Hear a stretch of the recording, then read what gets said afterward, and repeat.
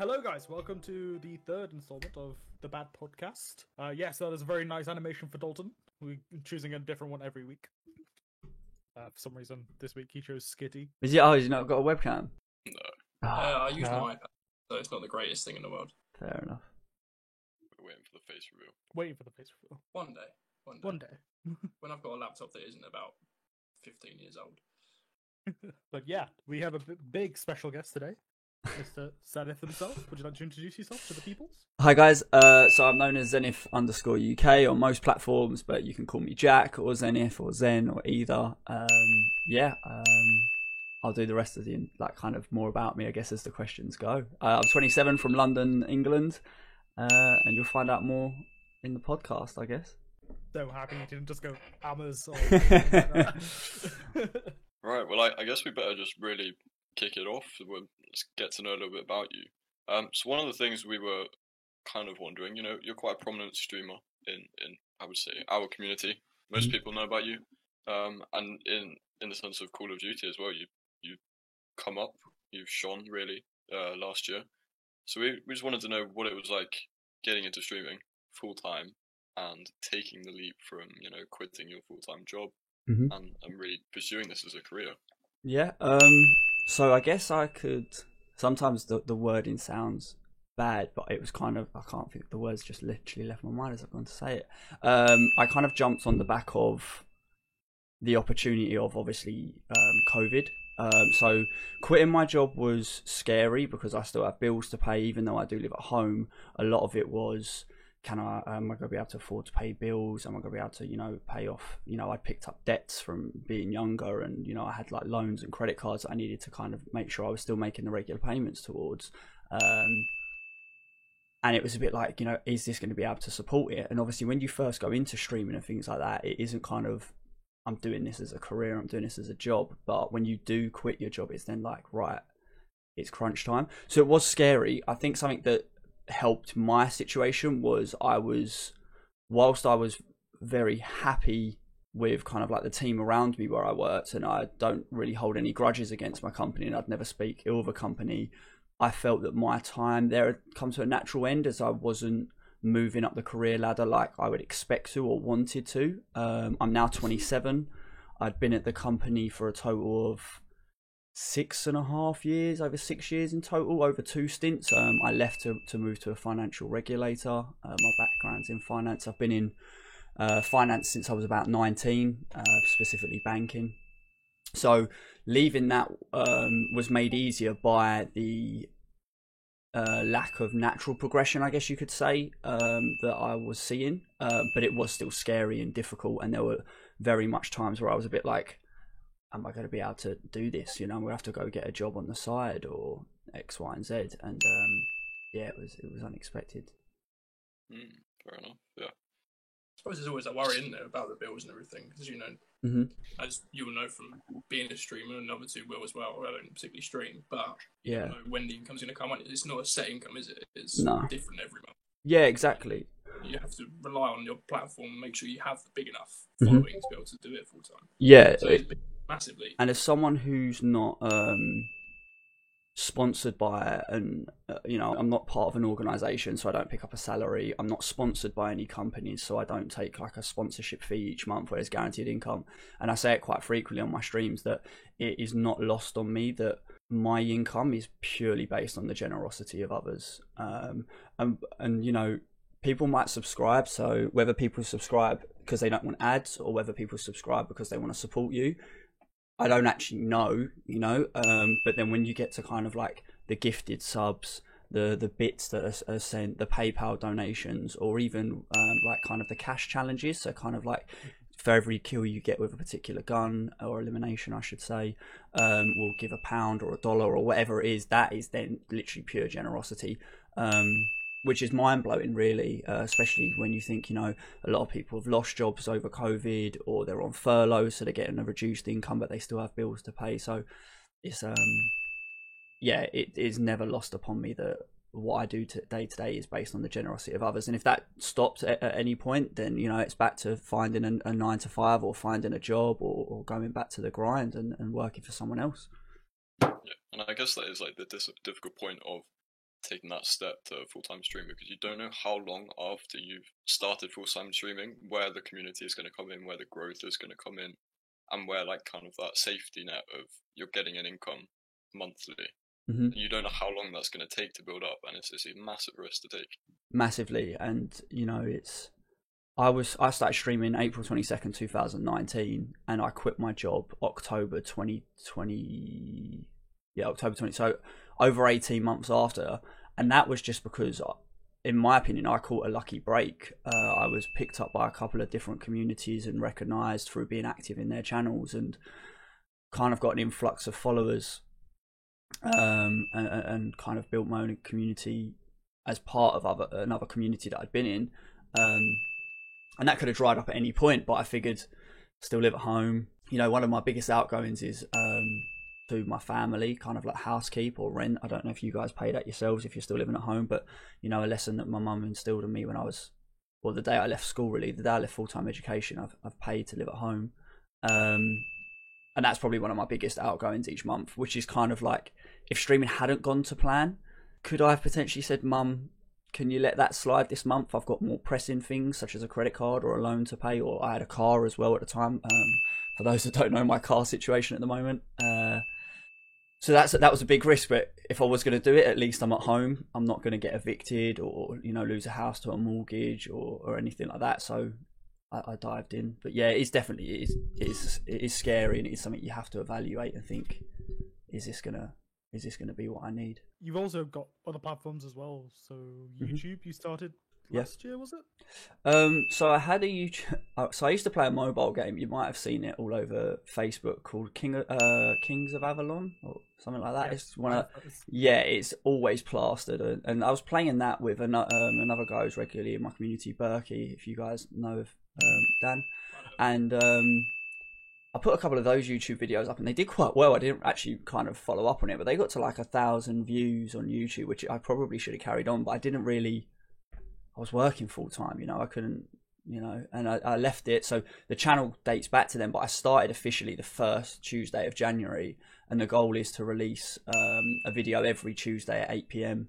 There was 1 month I missed it where I built the new setup that you guys are seeing now, and that video went out on the Thursday instead. But other than that, every Tuesday I try and release a piece of content, and that's I've kind of built my goals differently to potentially other content creators. So Twitch is you can watch me live and interact with me live. YouTube is there for maybe some of the best or funniest gameplays that you may have missed that are kind of more in depth and longer. So like my personal kill games are, you know, 15 to 20 to 30 minutes long. TikToks are for the best and the funniest clips that you've kind of seen on my channel. And then Instagram is going to be for a snapshot into my life and kind of like the behind the scenes that you don't see outside of this webcam shot, really. And it'll be kind of like what I get up to on the weekend, but obviously that's hard with lockdown. Or it might be I'll go and play golf with some family, or football, or I go to a game, so there's different things that I want. Each platform is for a different bit of content depending on what you want. I'm not trying to post the same thing everywhere because it just gets tiresome. And Twitter, I guess, is just a place for me to share my thoughts, opinions, and let you guys know when I upload a new piece of content or when I've got something planned, like a giveaway or whatever it may be.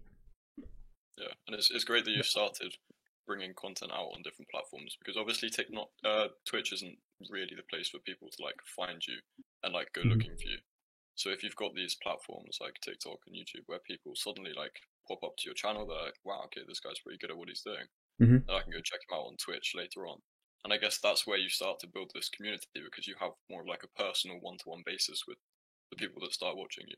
Yeah. So it's good that you're getting content out there on different platforms as well. Yeah, so TikTok, YouTube, I guess Instagram, when I get more into it, there you talk about when you look in finance, people talk about making your money work for you and kind of like passive income, so your money making money for you even though you're not working. And I guess that's the same around content creation. So once I upload a piece of work to TikTok, you know, I put a clip up earlier today, maybe a couple of hours ago. If I tap on my phone, it'll say so and so liked your video. So I'm not live, I'm sitting here chatting with you guys, hanging out, or I'm watching, you know, football of an evening, and people are still discovering me. So it increases that discoverability of growing and I'm not having to even work for it, which sounds lazy, but actually it's the opposite. It's intuitive and it's smart business. And that's why I kind of do that. That's why every Tuesday, for example, so I don't stream on Tuesdays for those that don't know, but you can still get a bit of me by getting your evening content on YouTube. And 8 PM for me, because I'm a UK streamer, people are home from work, they've normally eaten dinner by then, and they might be watching a TV show, or that's their downtime. So 8 PM is a good time to upload. There's no point in putting a YouTube video up at midday on a Tuesday. Most people are at work or they're busy or whatever it is. And even 8 PM of an evening in the UK is, you know, late afternoon East Coast and early morning in somewhere like Australia, which are where my other, I don't like the word fan base, but I guess where the rest of my audience is kind of based. But yeah. So obviously starting on Twitch is a scary concept in itself. Me and Ben done it fairly recently. I say fairly recently, it's almost been a good chunk of the year for both of us now. It's been 5 months now, yeah. Yeah, 5 months for you, 3 for me, which is a little bit scary to think about. But is there any tips or tricks for any new smaller streamers that you'd give? Yeah, so there's quite a few, to be fair. So if I go off on a tangent, you want to add to any points, just stop me, because I can talk for England. But so the first thing I would say is think about why you want to do it and what kind of streamer you want to be to start with. So someone sent me a Twitter post the other day. It was Beth actually, and it said you're either a god at content creation or you're a god at the game. You're not both. So you need to decide what you want to be, because you can look at a lot of, so obviously in my community, I predominantly am known for playing Call of Duty now. The top guys are kind of like your Wager Kings and those that are invited to the tournaments, you know, your Aidens, your Rateds, your Huskers, you know, these are the big names that play for big pools of money. Now they're great at the game, and I'm not knocking saying they're not good at content, but when they're playing their game, they're not reading the chat. Because, you know, they might be playing for $1,000. If I'm playing for $1,000, I'm probably not going to be reading the chat as well. But so you need to kind of decide what it is. I die so frequently or get eliminated in Call of Duty because I would rather read someone's comment or respond to it than ignore them and not make them feel welcome. Because ultimately, you know, people will end up being here for you. And that's something I've learned over time. So think about, 1, what kind of streamer you want to be. 2, don't take it personal. I was streaming to nobody for weeks and weeks on end. And it's like, in this day and age where we get our kind of like endorphin release from, you know, likes, double taps on the screen and, you know, shares, retweets, interactions, that this is live, this is you, you know. It's very easy to think people don't like me, which is why I'm getting no viewers. Maybe they just don't like your content, or the audio's off, or your quality, your you know, visual quality is not there. So do your research, go onto YouTube. There are sources out there. I use Harris Heller quite a bit. If you guys probably both know of him, and you know, he talks about things. So audio is a lot more of an off-put than what visual will be. People can deal with a grainy picture, and the way I look at it is, we used to watch TV all the time, not in HD. Now there's HD. Now there's 4K. Now there's 8K. I really couldn't care whether I'm watching in 8K or HD, because the difference is minuscule. And unless you've got them side by side, you don't really know. But audio, if the mic's all the way like over there and you're talking a lot quieter, it's going to make a big difference as to whether the mic's in front of you and you're clear and concise, or the hum of the PC's heard, or you've constantly got like a rattling sound in the background. People don't want to listen to that. So do your research, and finally have fun with it. The reason I started streaming was a lot of my real life friends either aren't into Call of Duty, which is my go-to, or, without being rude or sounding big-headed, because I'm not by far the best, aren't at the level I play at. And so kind of like there's a mismatch of game styles, and it just gets frustrating. So I started streaming in hope of finding new people that had similar interests and to make new friends and end up playing with people. And there are people I've played with now for... One of my friends lives in Australia, and I started playing Call of Duty with him at 14. We went to Ibiza together at 19. And yeah, I've just made friendships along the way. So that's probably my tips and tricks. Well, leading back onto the whole like competitive league and like all the big time streamers and the way they stream. Have you ever thought about getting into the leagues or trying that out for a little bit? Yeah, so when I was 17, 18, I left college, we'll say, at 17, and started gaming a lot. Wanted to kind of, push the amateur to pro scene. Thought I was good enough to do so. I'm not saying that my parents didn't support me, because they always have, but I think my dad's quite old school in the sense of, like, he always said to me, you're a white collar guy, so, he saw me in an office job, like behind a desk, finance, lawyer, something like that. So you kind of, as a son to your dad, kind of want to take that advice and you want to do that. And also it is a big risk, and I was probably fearful then as well of going for it, because if you didn't make it, then there's that you're just not good enough. But so I started pushing for it. I used to play a lot of kind of like MLG when it was prominent back in the day. I actually got to a point where I think it was Advanced Warfare, me and 3 teammates, we ranked quite well on the winter season, to the point where we were going to attend our first LAN, and then 2 of my teammates were deemed as minors and were under the age of 18, so I must have just turned 18 or 19 for that title, and they couldn't compete, and it kind of was just like yeah, and it was like, do you go find 2 new people and try and rebuild a chemistry? Do you wait for them to turn of age?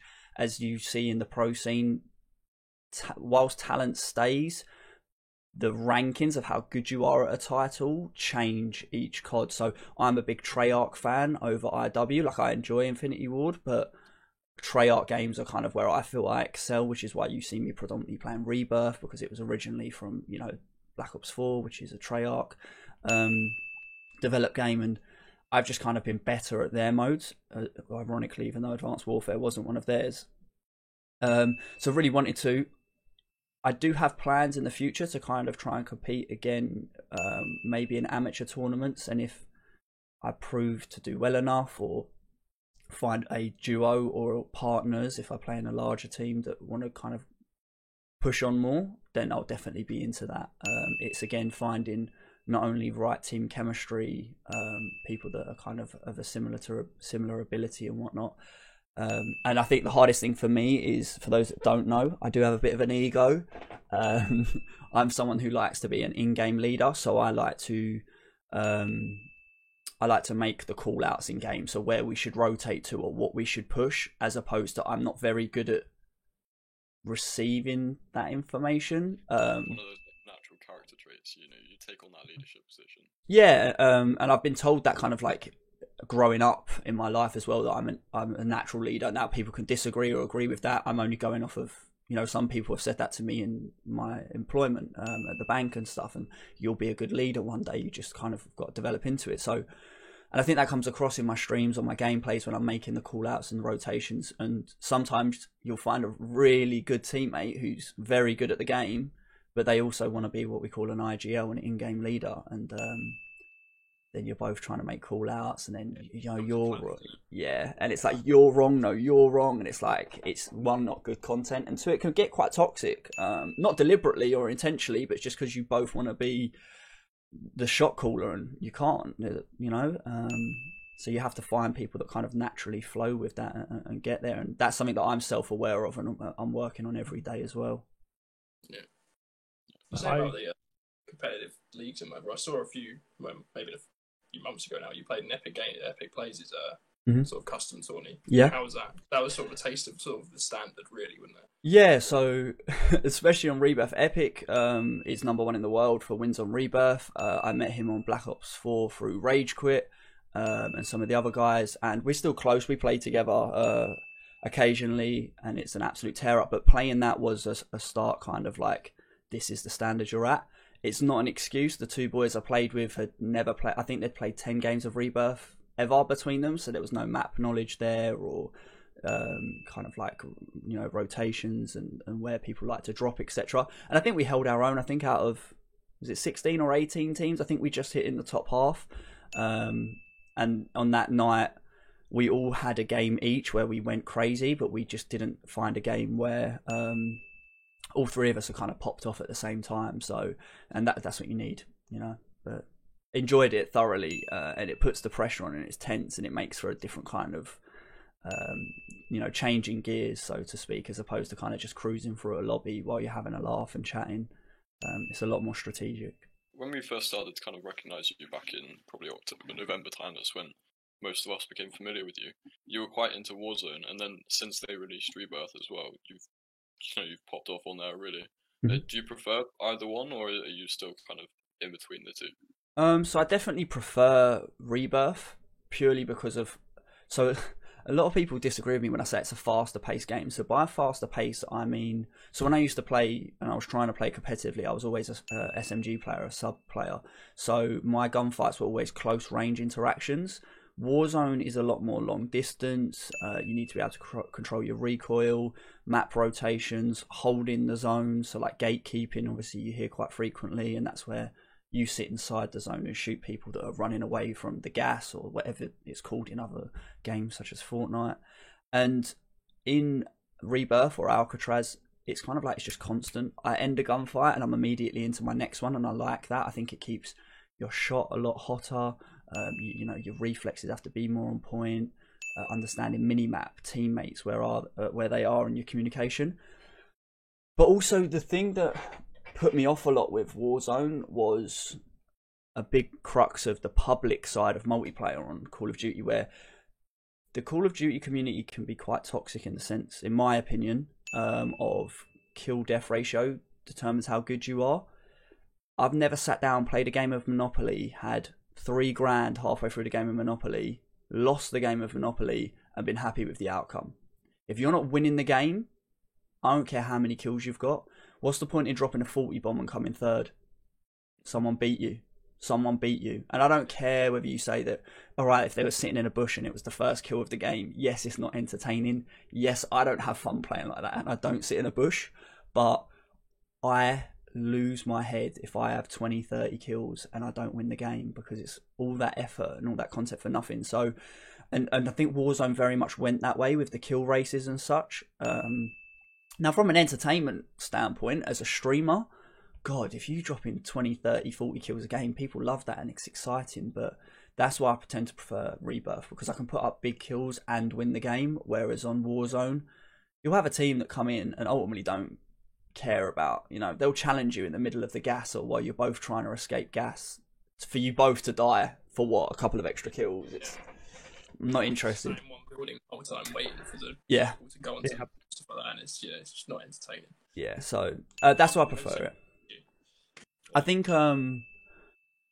where Rebirth is, I mean, I run the same route on Rebirth a lot of the time. If you've ever seen my streams, it can become repetitive, but it's constant and fast paced. Whereas on Warzone, they need to change it up. What have they done? They've closed a few bunkers, opened a silo, and dropped zombies on one part of the map. Like Call of Duty, if you ever do watch this, it's tremendous. Yeah. The amount of hackers, and they say I don't know what your opinion is on it, but they say they make fixes and they make bans, but it ruins the game, like you say, when you've spent a game getting like 20, 30 kills, and for the final two teams to be hacking on you. Yeah. It's quite downing, really. It is frustrating, and I was watching an Optic YouTube video, and apparently, I think it was Hitch said that he spoke to someone who spoke to someone, or it might have been Maven, has said that they literally built the game whereby they actually cannot implement an auto anti-cheat, which is why everything's manual review. They've built the game with the literal inability to put in an anti-cheat. Now, whether that's fact or not, I don't know. That's just something I've heard from doing my own research and watching podcasts similar to this. It's like you've literally built a game that's man. I've had friends shadow banned. So shadow ban is where you've temporarily been banned, where you get put in lobbies with other hackers or other people that are on the suspect list, and until your report is reviewed manually, you sit in that lobby and you wait, and you have to play poor games, or you can't queue and you can't. And what's the point in that? Which is why I also believe that no matter how much I play Call of Duty and how big I grow, I'll probably never be a Call of Duty partner, purely because I will advocate for what I believe as opposed to what a company tells me. And that's why you'll hear me quite frequently say, if you don't like the fact that there are hackers in game, if you don't like the fact they don't fix the bugs or the glitches, stop spending your money on in-game purchases. It's a free game, and apparently they've made hundreds of millions. How has a free game made hundreds of millions when all people do is criticize it? Operators, they look so cool, but you don't see your operator for 95% of the time because it's a first-person shooter. Like, camos, I can kind of understand, the guns in your hand. Does it make a difference to how you play? No. Is it nice to have? Yes. Do Activision deserve my money? No, not if they can't fix the basics. That's my personal opinion, you know, which is quite funny. But now you're paying 20 quid for the gloves. Do you know what I mean? You're paying 20 quid for to hold. I think a lot of people are swaying to that sort of opinion anyway. You see, it was last year, I think, late last year, when Vigstar put that video up of the hackers when he found them on Warzone. Mm-hmm. And even he, as a COD partner, spoke out against them and said, like, you need to sort your shit out, basically. Yeah. Because it's just getting pathetic. Because they've literally sat there and watched someone Facebook streaming their game hacking. Yeah. Yeah. And I think I think he doesn't play it anymore, right? He doesn't play it on content anymore. I think he probably plays it off stream. He plays it off stream. Yeah. So he doesn't play it actually on stream anymore or anything like that. And that's going to be a detriment. And the thing is what I really want to see from the industry is, you know, back in the day, I remember it was Medal of Honor, Call of Duty.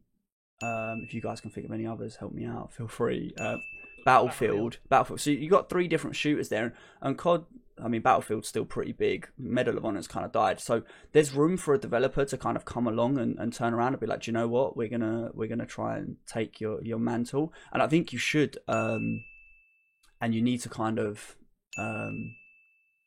They need to come along and be like, do you know what, guys? We're going to give you an alternative here, because I think you would pick up a particular chunk of the audience. And again, it's starting any from scratch. You're not going to dethrone them straight away, but even if someone else come along to make them up their game, kind of like the evolution of Pro Evolution Soccer. So PES is coming back against FIFA, you know, and the things there. FIFA, all they do is move the players, change the kits, and give you the same game each year, and we all pay 60 quid for it. I've not bought FIFA this year either. Until the masses take a stand. I was in that standpoint where I was refusing to buy it. Mm-hmm. And, people that knew me before I got onto this sort of didn't even know that I was sitting there refusing to buy it. And I bought the new PES because I played the last PES and it was on Game Pass on Xbox. And then I thought, you know what, I'm going to buy the new PES because you know I enjoyed it at the end more than FIFA. And I gave in, but I'm still playing PES just as much as FIFA now. Because it's a more, in a way, PES is, you get more value for the money that you have. Like, if you want to buy packs on FIFA, you can spend hundreds of pounds and not get fucking anything from the packs. Yeah. On PES, is you spend 10 quid and you're guaranteed to get 3 really high rated players. That's fair. I didn't know that about their side of things. I've not played. You get so much value for money. You're actually getting good teams on the online aspect. And I don't know how much you guys kind of want to deviate into that, but it's kind of like, obviously, I don't know if you've seen the FIFA Gate, I think they've called it, around where one of the staff members was selling cards for real life. You know, I think it was like €1,000, and you could guarantee yourself a couple of legendaries and team of the years or team of the seasons. And it's like, I mean, but it's just the fact that the game is microtransactions is effectively gambling. You've got, you know, the game's rated 7+. I think gambling's supposed to be 18 in the majority of companies. It's a fine line that's, again, still not. Legislation hasn't caught up to the times, I guess, of, you know, you got I used to work in a bank, so I have mums coming in that are like, £800 been spent, this wasn't me. And I look at it and it's like Microsoft, and I'm like, do you have a son by any chance? They're like, yes. I'm like, do you have an Xbox? They're like, yes. I'm like, does he play FIFA? They're like, yes. I'm like, I think you need to have a frank conversation with your 14-year-old, like, where kids have used parents' credit or debit cards and rinse mum and dad's bank account because they don't understand, or mum and dad have put it on to buy the game and forgot to deactivate the card, and little Timmy's realised the card's still in, you know, in there and on there, and it is a tough one. I think a lot of the time as well, kids don't realise they're spending real life money when they're doing it, just because the card's on there. I don't when I do it on Twitch. Yeah. Oh yeah, 200 bits, that's fine. Yeah, honestly. My credit card statement comes through at the end. How much did I spend on Twitch this month? Yeah. It's It's definitely a tough one.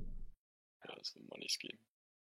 I think going back to COD, the last time they had any sort of competitor was like 5-6 years ago now when Fortnite first came out.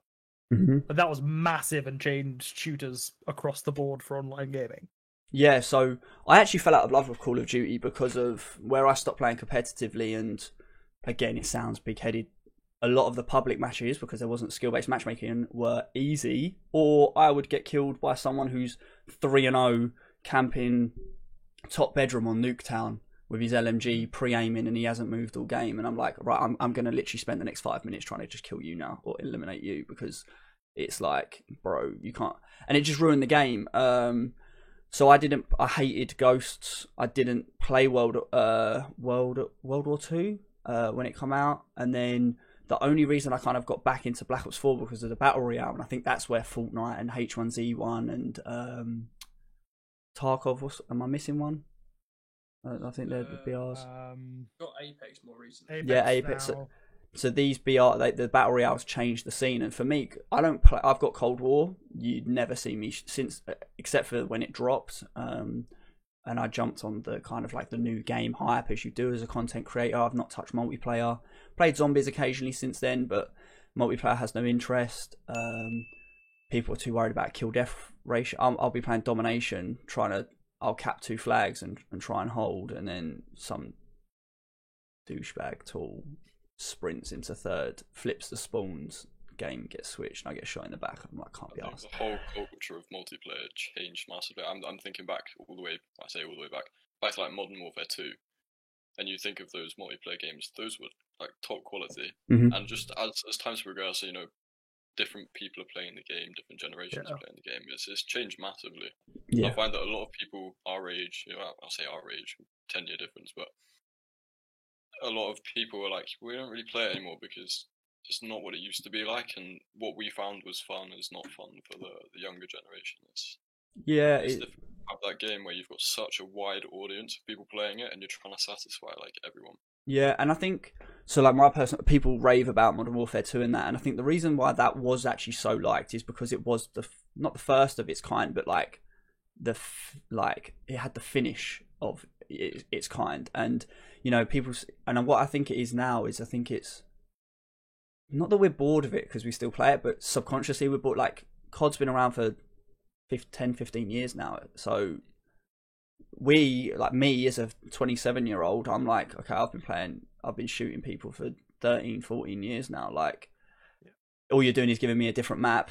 The guns literally can't change, because unless you create a new gun, you're only rebasing the guns around real life guns. So the AK-47's in every COD, the 74U's a shorter version of it. The FAMAS is now called an FFAR or a FR63, I think, from Modern Warfare or whatever it is. So, you know, and that's where people are dropping off now, and it's just that toxicity of kind of like what society's a bit like these days. It's my ego's bigger than yours. Well, they don't use the word ego, but you know what I mean. I think the whole battle royale fad is fading away as well, slowly. Yeah, Apex, if it was released 2 years before it would have been huge, but it's just dropped off now. You barely see anyone play it. Fortnite's dropping off. I remember the first COD battle royale really, really flopped. I can't remember. What was it called? So it was Blackout, but I don't remember one before Blackout. then. See, I loved Blackout. I hated it. I thought it was just, I don't know whether it was just because I was an idiot. It was just so different from everything else I was used to. I was like, there's so much to learn. Yeah. Whereas like now going into Warzone, Rebirth, love it. Yeah. Me and Dalton probably spend 3 hours a day at least playing it. So I think Rebirth gives you that. It's half multiplayer, half battle royale. I don't even class it as a battle royale, and it's a lot more forgiving. Blackout I loved because it was not if you die in Blackout, you're out. There's no buybacks. It's a true BR, and I actually hated Warzone when it first came out, because I saw there was like, well, it's not even that, there was like 20 reticles. I was used to I pick up a gun and I would either have a thermal on it, a red dot, an ACOG, a 3-time scope. There was like 5 at each gun, depending on what gun you picked up. You could get 3 to 4. Yeah. Whereas now I'm like, dude, like, you've got a load. There's metas. Like, we're literally talking about a meta because people are like, right, you've got to use the FFAR or you're toast. You've got to use the AUG or you're toast. On Blackout, and I guess this is why I prefer Treyarch games, because the new their guns are a lot more finely balanced. And I know that Rebirth and Cold War is a Treyarch game, but I'm pretty sure it was developed by Sledgehammer, who then decided they weren't going to finish it in time and kind of got dumped on Treyarch, which is a big shame. Because I'm not. It's the first Treyarch game I've not enjoyed in a while, and I would have liked to have seen them bring out their own battle royale. But Warzone is like, I've only got to loot 10 grand. You know, so Rebirth Island is quads now. If you do a scav, you've got 8 grand between the 4 of you because you get 2k each. You run to a buy, you buy it. You've got 500 spare minus what you wouldn't have got out of the 3 crates you had to loot. So you might have an extra 2-3 grand. So you can get munitions loadout off rip. And you're just going to run through the map if you've got a good 4-man. Whereas on Blackout, you had to hunt for it. You couldn't just land, get your loadout, and sit there. Like, you found a semi-automatic shotgun on the floor, and you want a fully automatic rifle. You got to go search another building and loot and run across the map and move and whatnot. You can't do that in this. Yeah, but that's the beauty of opinions.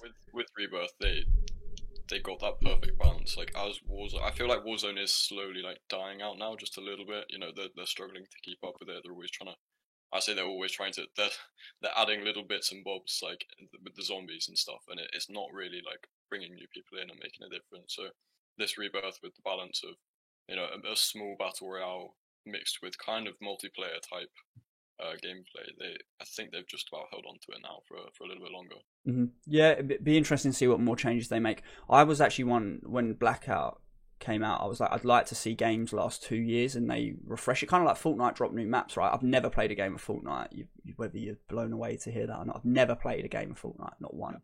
But I understand they've had like 4 or 5. They actually changed the map with the season, so Warzone kind of needs to do this and keep it fresh, and just dropping in a random zombies. And it's like the zombies went from the bottom. This big new season, they drove a ship, they like onto shore that was tiny, minuscule, to an area of the map no one really goes anyway with prison. They then moved the zombies to, where was it? Sideways to prison, and somehow the zombies. Hospital now. Yeah, but like, what happened to downtown or port? Like, did the zombies not stop for lunch? Like, they were just going straight for dinner, mate. Like, they were like, the zombies are like, there's already people in the hospital beds. We'll just eat them. We don't need to worry about the population of downtown and the office buildings. We'll just run straight past it. So, you know, it's just kind of like, you're just. And actually, what you're doing, like. There used to be such a good storyline behind all their games. They always used to, you know, pre-decide what was going to happen. They always had planning the next step of what was happening in their games, and now it's kind of like, let's just quickly throw something on over here and see if people hop onto it. And I'm glad you literally said the words out of my mouth. So planning is what I was going to say. There seems to be no next step, in my opinion. There may be, and we may not be seeing the bigger picture, but it's just kind of, so we've got the silos open, so we're all assuming that downtown or the map's going to get nuked. I would have liked that. I hope Activision already know what the map looked like 6 months ago. Yeah, you know. And we were talking about FIFA just changing the football kits. FIFA changing the football kits and moving the players about depending on how the transfers went in the real market. Cold War released 5 multiplayer maps?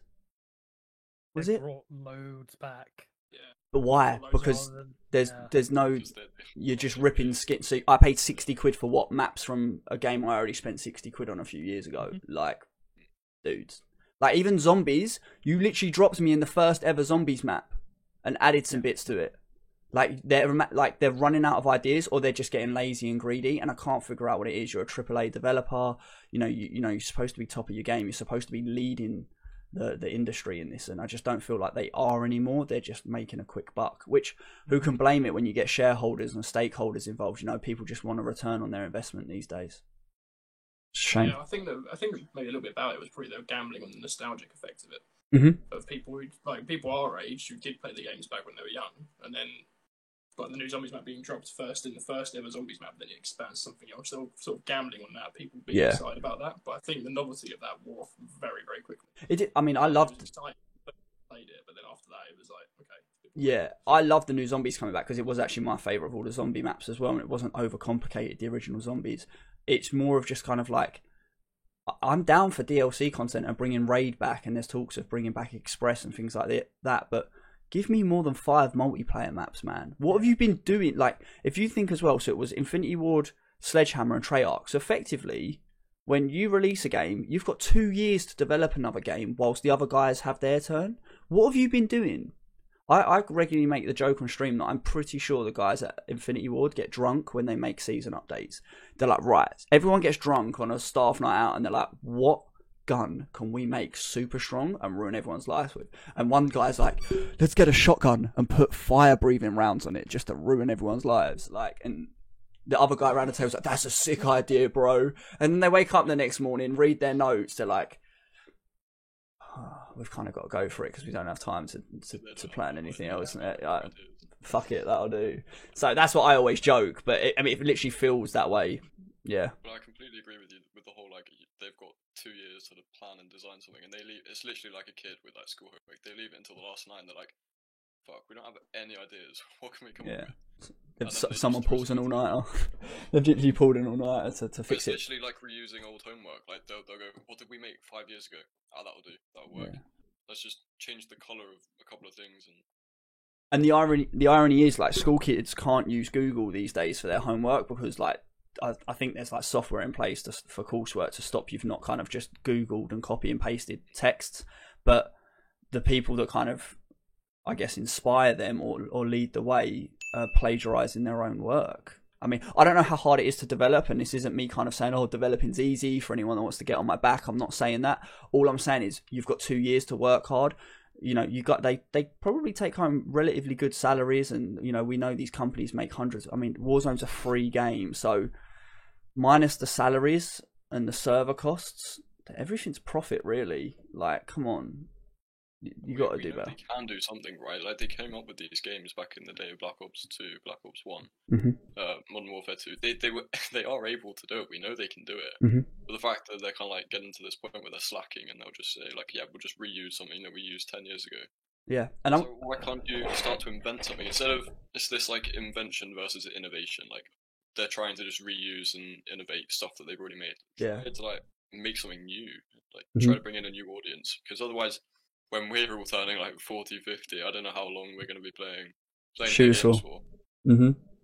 And it's going to sound contradictory, but the one thing they should have done is League Play has just come out. Dude, this should have dropped when the game dropped. And multiplayer doesn't need to be skill-based matchmaking. If you want to play people of your level, go play League Play. Right? The League Play rules don't even reflect the CDL rules. So the actual, like, I know there's a lot of gentlemen's agreements in the pro scene, so like kind of like smokes and snipers aren't used in the pro scene because smokes are one way. Like, you can see one way through, so you can't see the other. And it's like, this is a multi-million-pound prize pool, professional salaries and organisations. How much did the orgs have to buy in for? It was over 7 figures, right? It was like 7-8 figures, right? Yeah. To buy in to a league they can't even get smoke and thermal right. Like, come on. Drop League Play at the start. You want to play competitively, you go play League Play. Pubs are for fun. Granted, some people will abuse that because they're trolls. Welcome to life. If you don't know that, like, you've got a hard journey ahead of you. You know, people want to ruin some people's games sometimes. And, you know, I might be deemed as one of them, but not because I deliberately choose to. Just sometimes I'm good at the game. And if I get put in a lobby with a bunch of 0.6 KDers and I'm a 2.5, you're going to get steamrolled. It's not deliberate, but some people, you know, go out of their way to build streaks and that, but that doesn't mean, you know, I want to play with some guys from work sometimes who are half my KD. It's not fair when they get dragged into my lobbies. It doesn't make it we're just trying to have a laugh as mates and have a few beers on a Friday night. It's not going to work. It's not going to work. Yeah, I think comparing it to other competitive games, I'm going to go to CSGO because that's my background. That is based around the competitive matchmaking, but you can go play Deathmatch, all the different war games you can play on there. But, you know, if you're going to play competitive, you're going to have to put like an ounce of effort into it, because you've built yourself up to be that rank, and then you playing anything less than that is just gonna drop you. 100. So I spent a year getting out of silver, because I don't know if you know CSGO, silver rank in its entirety is either cheaters, trolls or just bullshit.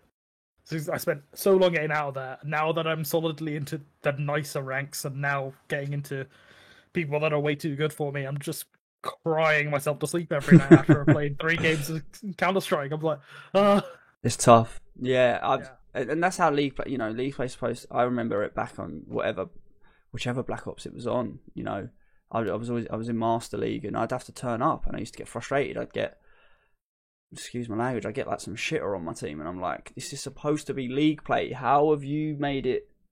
I'm a master. Why are you giving me a bronze? And I'm like, what's going on over it? Like, you look into your left, like as if you fucking douchebag. Like, but it happens, Sorry if you're beeping any of this out at the end. No, nah, right. it's fully 18 plus. I've just had to allow the term "you cunt" somewhere. Oh my god. But yeah, it's a tough one. It's I think they need to, there's not even, I remember when I used to play some browser based games. So it's one I actually play still. You guys will sometimes hear it in the background when I'm streaming, and in between lobbies I'll be clicking away. So there's games like Tribal Wars, what was the other games? Like even Clash of Clans. There are huge forums, like literal forums where, community-based suggestion, like so someone would put a suggestion in, depending on they'd then debate it, then the developers would like repost the suggestion, tweak to how the developer liked it, and it would get voted on. RuneScape, for example. So RuneScape's gone back to old school, and it's got, is it RS3 now? Is it RS3? RS3. Yeah. I hate the new RuneScape. Old school is amazing. But so now any release in old school RuneScape is, voted on, I think predominantly by the members maybe, or the community in general, and depending on there's poll stations in the game, yeah, and everyone gets an equal vote and share into what happens in the game. It's literally an actual democracy kind of thing where you vote for what you want, and if it's not voted, it doesn't get brought in, and that's then deemed technically by the masses. Now it's a bit of a flawed system because some people might not know about the poll stations, or they might not vote in time or whatever, but it's still a system of where the percentage wins. So Call of Duty, I don't think kind of has that, and they do lean on their partners, like people like TP and, even Elms. Elms are a partner, I think, and I think their opinions are valued, but then I think sometimes they value content creators' opinions as opposed to the general everyday guy. If you've got a forum, content creators want to see, there's a lot of talk about top streamers or whatever get bronze. I'm never out of a platinum or a diamond lobby unless I'm playing with friends, like ever. I don't go online and get a bronze or a silver lobby, let alone I don't get a gold, let alone a bronze or a silver for me to go and drop a 40 in. I don't.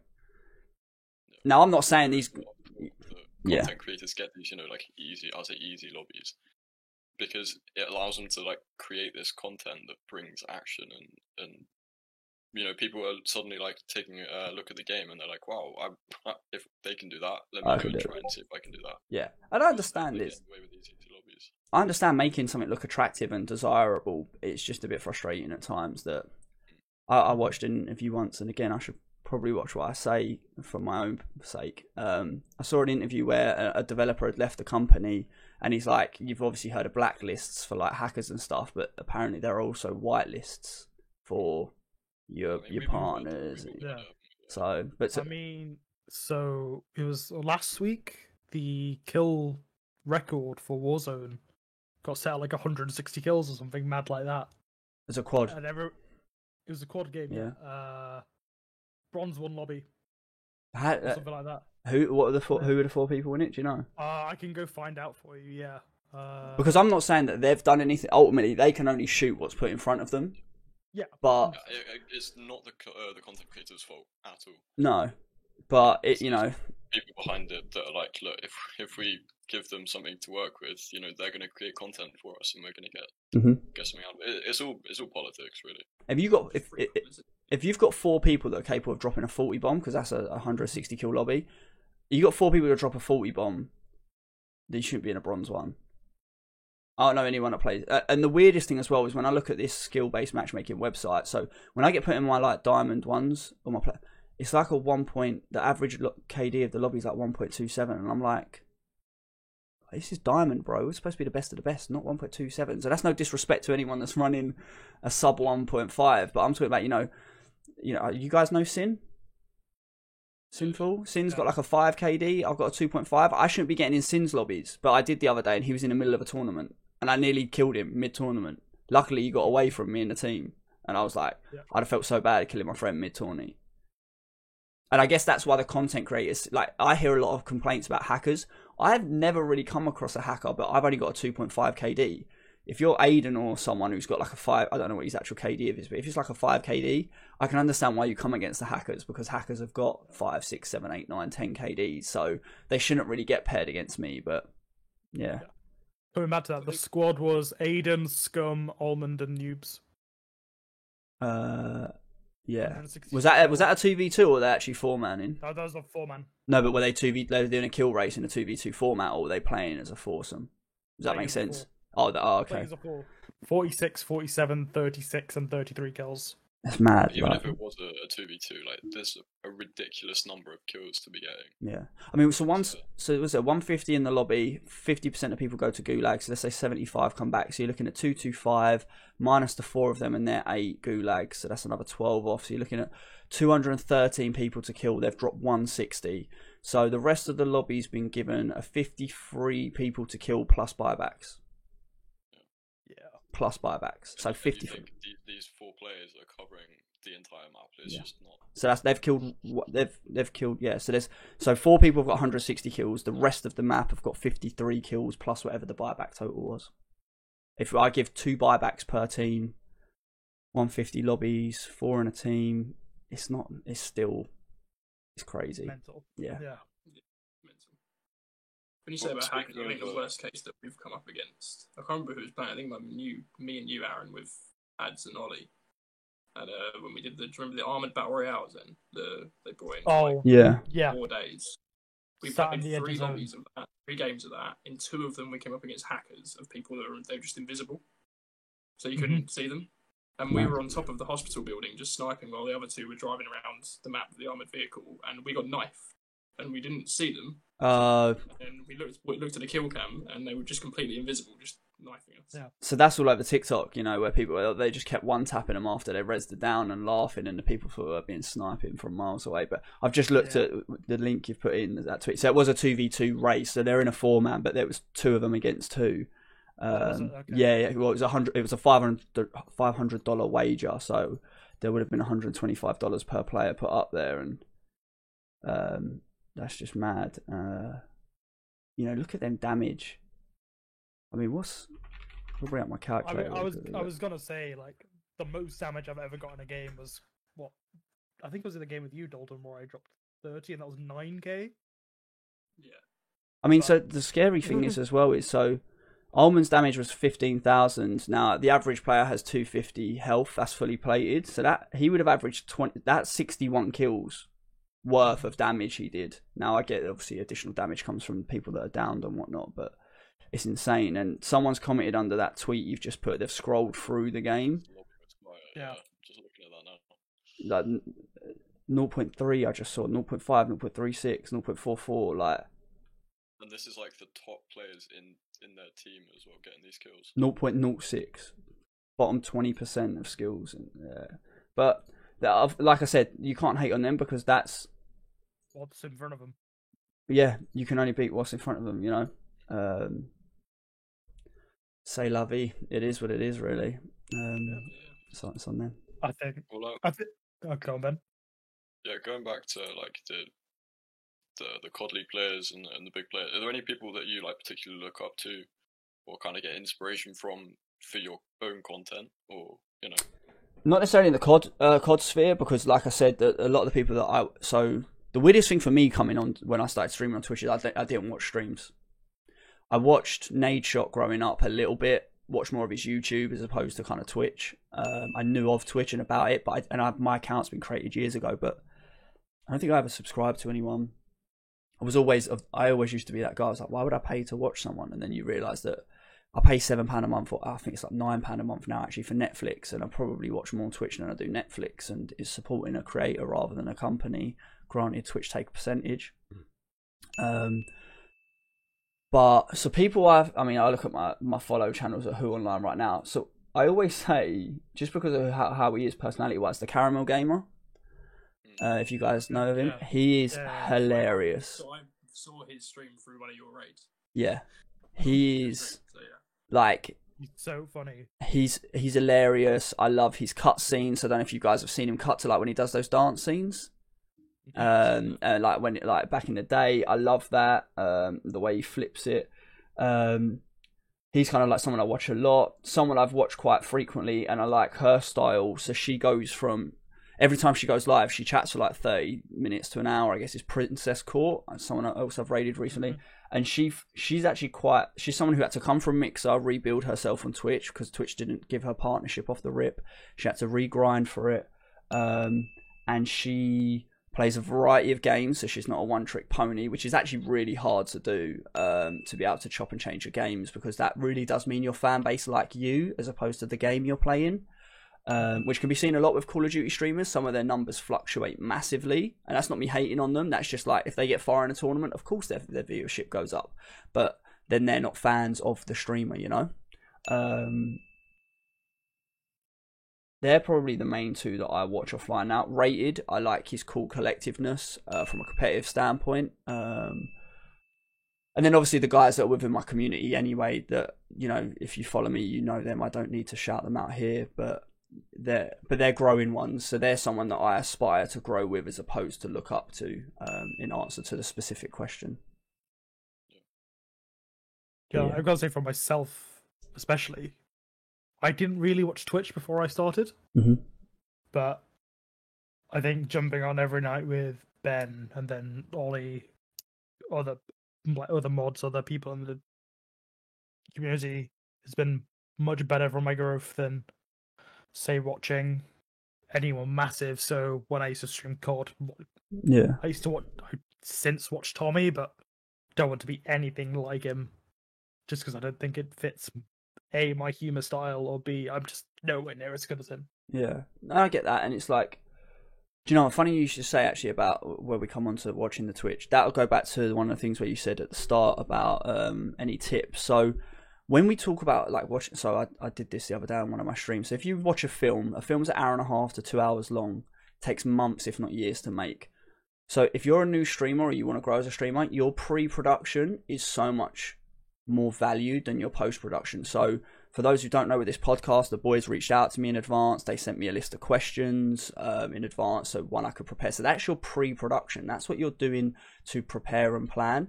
Your post-production is what you guys see now, or if you're watching this on YouTube or listening to it on a different platform elsewhere, this is the post-production. So doing that is huge, and I've lost my train of thought a bit there, but so planning your streams and networking is huge. So when so -1B is someone I'm growing with, someone I really get along with. So if you don't know Dylan, so that's kind of like, he's like my right hand, who I have my day-to-day banter with, and I play with most of the time. I say to him, so when you come offline, because he's someone who wants to grow, and this is me kind of giving, not a private conversation, just my own advice to him. If you come offline and then you've got to go do the housework, or you've got to go do chores, or you've got to do whatever it is, your day-to-day, your 9 to 5, come off an hour earlier, go into someone else's stream. Do not self-promo, because if you've been in my channel, you know how much I hate that. But just get to know people. So recently I become a moderator for Rated, and a few people from his channel now follow me. And when he's not live, because he's from the States and I go live quite early in the mornings, they kind of come and hang out in my channel, or at least say hello and lurk. I haven't promoted myself. People have just got to know me. They like me as a person, I hope. And off the back of that, they have come along and supported me. Now, you don't have to self-promo. Be active in Discords. Get to know other people in other Discords. That's something I've been lacking on lately, is because I've been doing so much of my own work and trying to grow my own Discord and keep it active. I've not been very active in others. But going into channels, so you'll see me frequently in my live stream. So if Dylan needs a 10-minute break to go get a drink, or if Jack wants to go for a cigarette, I'll be like, guys, I'm going to be a few moments. I'm going to do what I call my rounds. So that's where I mute up my desktop audio and I go into other streams, say hello, show my face, show them that, you know, I am supporting them and I do care about them and I do check into their streams. Because some people, I had someone before, I won't ever name names, but someone messaged me on Discord, I can't post in your self-promo. I have a self-promo channel on my Discord. And I'm like, it's only subscribers can post in there. They then subscribed to me a couple of days later and posted in there. I don't think they've since come and shared their subscription in my channel. They subscribed while I was offline. Now, they've supported me financially in return for a couple of posts. Weird way to go about it. But that won't last, because once the sub ends, they won't be able to post in there again. Now, if they want to resubscribe again, and this isn't me being like, oh yeah, it's free money, but it's like the self promo only really gets clicked on by people in my community that also know you. Yeah, so like when Andy never posts in there, Rage Quit. He could post in there. I keep telling him to post in there when I'm not live and he's live, but he doesn't. But if he posts in there, people are gonna go click because they know him and he's a top fucking geezer. And he's just a nice man all round. Whereas if someone unknown and doesn't talk in the if someone who doesn't communicate in my Twitch or in my Discord comments in there, I mean, I wish I had statistics, but Discord doesn't give them. I bet you they get next to no clicks. And I treat everyone the same as well. So one of my close friends just posted in my general before we went live, and I had to delete his comment because it was technically self-promo. He didn't mean it in that manner. He was asking a question, but it was self-promo. I think I saw that. This is when it's just so important, and it just works out for you massively. Like, so when we all started streaming back in October, November, you know, if we'd started doing that by ourselves with no kind of like people to work with, no one to get the word out, you would have just been sitting there on no views for 2 or 3 months before you actually start to. You need to make sure you're getting in, talking to people, getting to know them, make sure that they know that you're supporting them as well if they are like a content creator, because then they're going to be like, you know what, they want the best for me, I'm going to go and try and make the best for them. And it builds you both up. Whereas if you're only looking for people to support you and for people to come and see you, they're just not going to bother, because 100%. I mean, I'm going to say something that I might need you guys to potentially crop out of the YouTube video or the later podcast. I'm happy to say it live. I'd need to watch it back before I decide. But so I have someone who was kind of growing with me. We supported them, and I'd supported them a lot. I'd subscribed, gifted bits, and then that was just natural kind of like supporting someone. And I still subscribe to them now. But I've just ended my subscription this month. So at the end of this month, it will expire. And the reason for that is I never see them in my channel. Now, I'm not saying I pay to support you. You need to come watch me. I'm not saying that before anyone twists my words, and before anyone in the comments below, or if this is YouTube, or if you don't know me and you think I'm being an arse. What I mean to say is like, I always go out of my way to spend, even if it's 15 minutes a day, in their channel, saying hello, how they are, what they've been up to. And to not get that reciprocated when there's someone who has my personal socials, that's on my personal, like they can contact me via what I would say my personal means, which is like using my real name, my full name. They have me on those socials. I'm like, not only do I subscribe to you, I come in and see you, you don't even come and say hello anymore. Now, that's not me saying, I'm not saying they owe me a sub or they owe me anything. I'm not saying that, but it's just kind of like, cool. There are other people that support me that I'm going to just support them more as a forefront. And it's not a tit for tat or a you scratch my back. I've just seen Justin in your chat. He's made me laugh. All right, Justin. But it's more of a, like, you've not... Like, so as a content creator, right, I have a lot of people that come in my channel, and there's a lot of guys that you want to get round to supporting, but it's kind of like, you can't. So when people are like, oh, it's only £5 to subscribe to someone, yeah, but there might be 20 different people I subscribe to every month. That's £100 a month that I might not have, or as someone who relies on the generosity of others, can't afford to kind of do. And it's kind of like, you know, someone might come in and follow me, be active for 2 or 3 days. That doesn't mean that I'm going to immediately come and support you. And I think that's something you need to learn on Twitch as well, is like, you know, Josh is chat quite a lot, and he now stops by and says hello to me. And even if he stops in for 5 minutes, it's kind of like do you know what? He's a very busy guy. The fact that he took 5 minutes to come say hello means that it's not even about keeping people on side. Because again, I'm not saying it's a tit for tat thing, or it's not the follow for follow. It's just kind of like, naturally you're going to support those that support you, right? So there are people in my real life that don't think this is going to fly for me, that don't think that this is going to go somewhere. Whereas I believe it does. And the same goes for business. So I think it might have been Elon Musk who said it. We have baby showers when someone has a baby. Why do we not have new business showers? Right? If Beyonce releases a fashion or a makeup brand, I bet you that your girlfriends, your mums, your sisters, whoever, they might go and buy Beyonce's makeup line. But I bet you that if your mum or your sister started a makeup line, your friends don't want to know or aren't buying until it's big enough. And I'm not saying all friends, I'm saying some, right? I have some of my real life friends that don't watch me. I have some of my real life friends that maybe jumped on 6 months into me streaming. I've got some friends that are now commenting more as I'm now growing larger. And we notice as streamers, shit, I don't miss this. And that's all I'm saying about this individual now that I've cancelled my subscription to. I'm still going to go there and say hello and that, but it's just you're not going to get my £5 a month. Someone else is going to get that. And whether that might not even be I subscribe to someone new, it might just mean I can now gift to one extra person a month. Mm-hmm. And with the whole Josh thing, it shows that even when you are the busy person, you can still make time. 5 minutes in the day is all it really makes to pop in, say how you doing, hope you have a good stream, things like that, 100%. And to catch up. And it shows that no one is really too busy to come and support your friend if you really are there for them.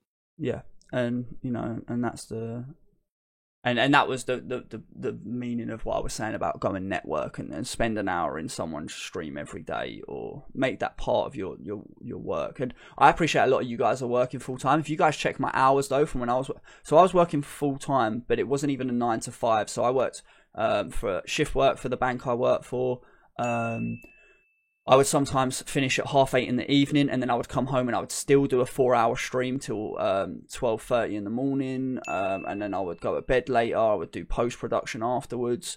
The weekend I took off to build my desk, even though I didn't stream and create content. The whole point was now I have a 3-monitor setup. I've got a new PC. The desk is sturdy. I have a bit more space. I'm more comfortable. It looks more professional is the comments I got. Even my webcam apparently looks clearer just from sitting somewhere else because it's not trying to pick up as much in the background.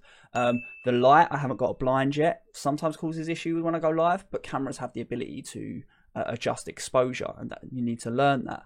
And that's what it's about. So there's work that you put in behind the scenes to try and make it better for your audience and for the people that's watching, and they don't always see that, but once they see the change after 2 days you've changed things up, your setup's looking different, they start to appreciate, okay, he actually is trying to do stuff better for us as viewers. And it works out.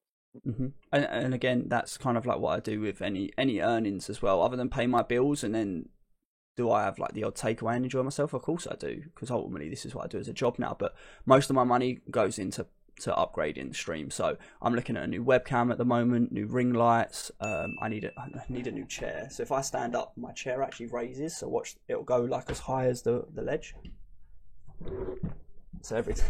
So my chair, the hydraulics are gone. So just things like that. Anything I can improve that means I can sit here for longer, produce more content, do better, have better camera quality or mic quality. But yeah, that's what I meant by the networking. Going back to it, is you don't do it tit for tat, but people recognize it and realize it. Yeah, it's interesting. Yeah, well, I think one of the kind of final talking points we really had for you. Obviously, in the quad scene, you've actually, with a couple of other content creators, started your own sort of custom games, custom Warzone lobbies. How well have they? I think you've done. Was it one or two now that you've started already, and you've got one coming up a week tomorrow? Yes. How well has that gone on for you? I think they've gone well. The first one was Carnage. We didn't really know what we were getting into. We had the #1 in the world for kills, jump in with these 3 merry men, and thought it would be fun to get in choppers and go bounty hunting. The entire lobby where we've got people from 0.3 KDs up to 3 KDs. It's just supposed to be a laugh. I don't know if you saw last week's one. I've released a couple of YouTube videos that were just highlights where it was I come up against Jay Hustle Joe, and I shout on him. Sauce Joe. No, I killed him, and then what we did is someone clipped it in his stream and someone clipped it in mine, and we're gonna make it a little clip for TikTok and that, and it's just funny to see the two perspectives. He then redeployed and happened to land 100 meters away from me and we were having a snipe off and that reacted. I had the same with Luke, Mystic TV in the original customs we did, and it was just about that fun and environment. So one, I think it goes well because it opened up my channel to some of their viewership. I hopefully opened up their channels to some of my viewership and my audience. Some people have no one to play with, so I partner them up together. And then when people make new friends, I need to stop saying that was good of it. Stop saying Jack. The difficult part. Have you seen that episode of How I Met Your Mother? Yeah. And so one of the things I did, so I said to the boys, I'm happy to be like the tyrant. So when we did the last one, that is definitely my filler. So on the last one, we made it so you must run a yellow clan tag, which is a regiment clan tag, to get in. It was difficult at first because people just didn't get it. People were putting like J Hus or Rage as their clan tag. We're like, no, it needs to be the yellow one. And the reason for this, which people didn't get because they weren't necessarily watching the stream, because they were like teammates of the team captain, were that it stops the randoms coming in, you know? And it also allows us as streamers to know what community you're from. So if I get killed by a J Hus tag and I don't recognize the name, I'm like, sweet, he's from Joe's stream. Let me go check him out. Let me get to know them. You know, Kai, King KZB, he killed me in one of the games, I think. And I now know of him more. We need to get some games together. And it was just a nice way to meet. I got killed by Oz, and I know Oz from Andy's community anyway, because I used to play with him last year. But it's just funny because I know who kills me and it's a laugh. Going forward, we're hoping to do it more, and we'll chop and change kind of like the host streamers. And as we get bigger, some of us no doubt will deviate into running our own customs. But at the moment, we're not big enough to run our own. So I like that we're able to collaborate and work together. And again, it's just that fulfillment of community. How will it go post-COVID?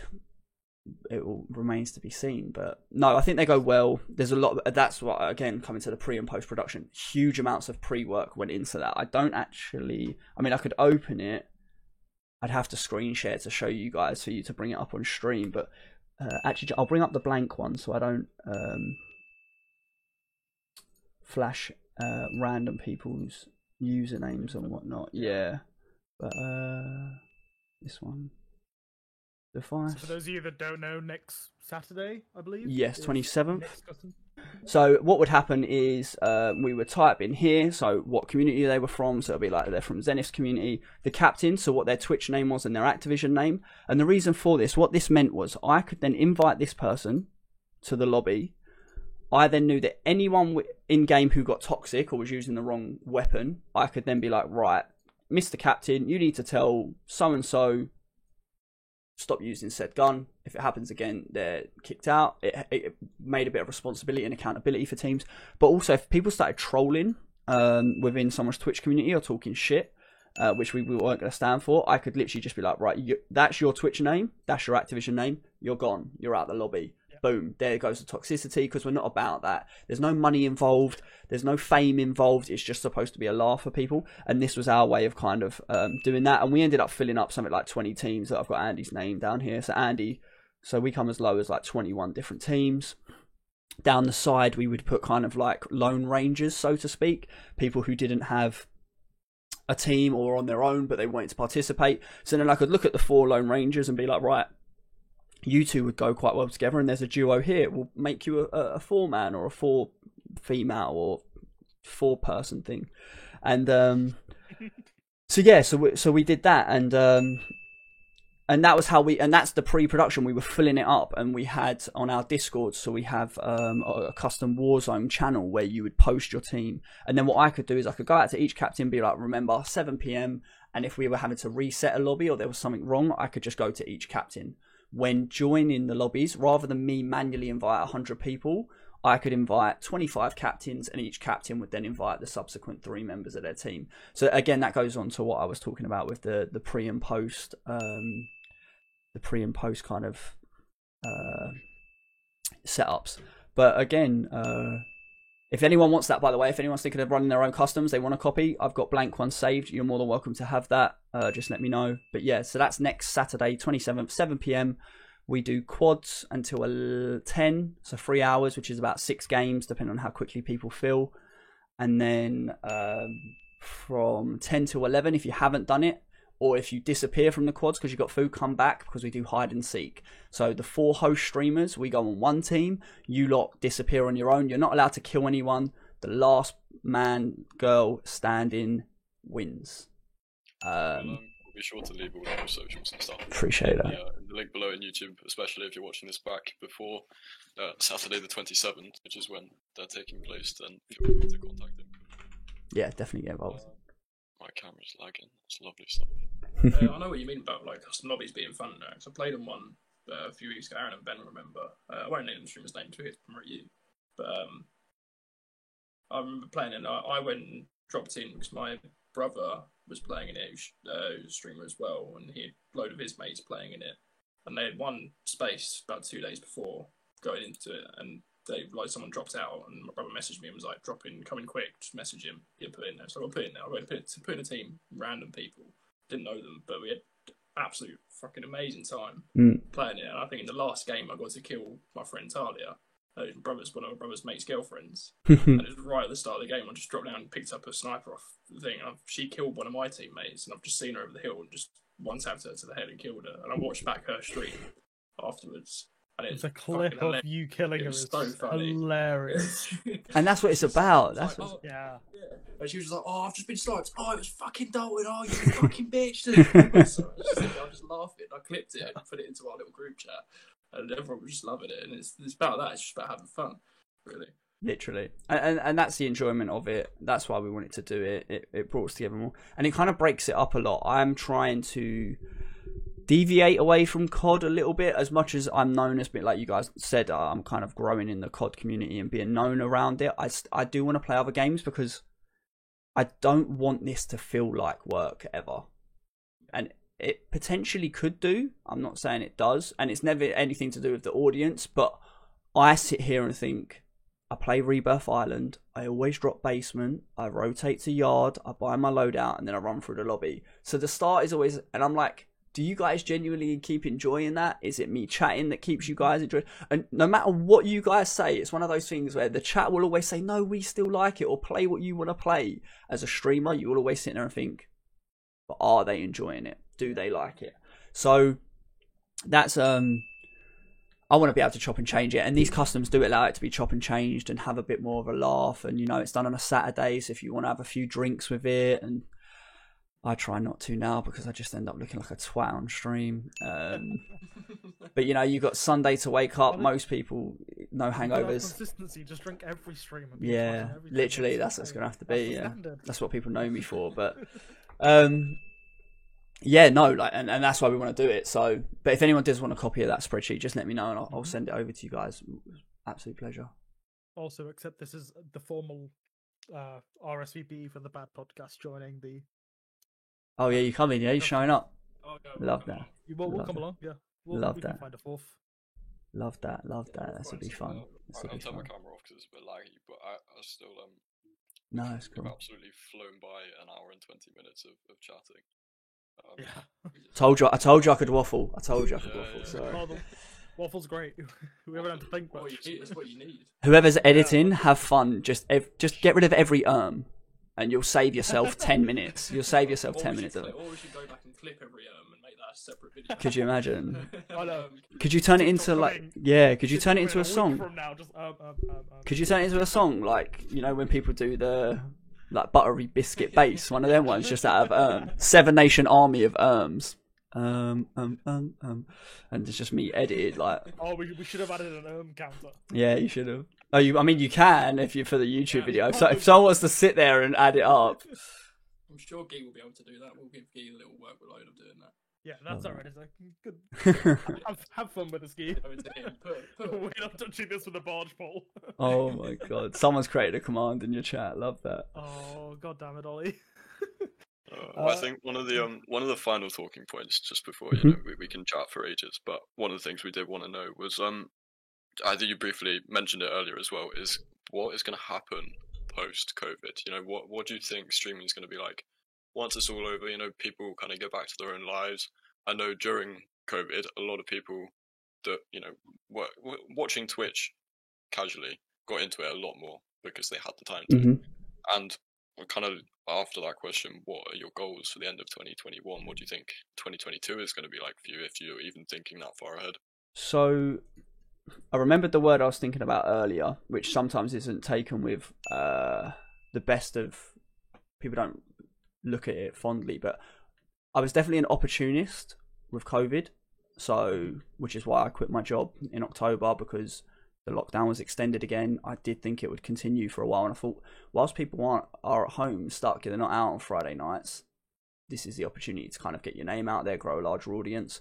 But in answer to your question, what's it going to be like after? Now, I'm always a realist and I'm slightly a pessimist. Every month I tell myself that this month, financially, viewership wise, everything will be worse than the month before, because you have to repeat your performance of keeping people entertained, which is difficult. And I always say to myself, this month may not be as good as the last. I have genuine fears for most Twitch streamers, especially the smaller ones, when COVID restrictions are lifted, because people are desperate to get out and they're itching when the bars and pubs open. Pre-COVID, when I was with my ex, I always gave her every Friday night. I said to her, I don't stream on Tuesdays now. It used to be Friday nights. I never streamed. I think it was Wednesday, Fridays, and one of the Saturday or Sundays. Which obviously, as someone who was in a relationship at the time, I had other priorities. I don't have that. I don't want to call it an issue, because no partner's ever an issue. I don't have that responsibility at the moment. So I do fear for my own stream, because Friday nights, people are going to be out. Saturday nights, people are going to be out.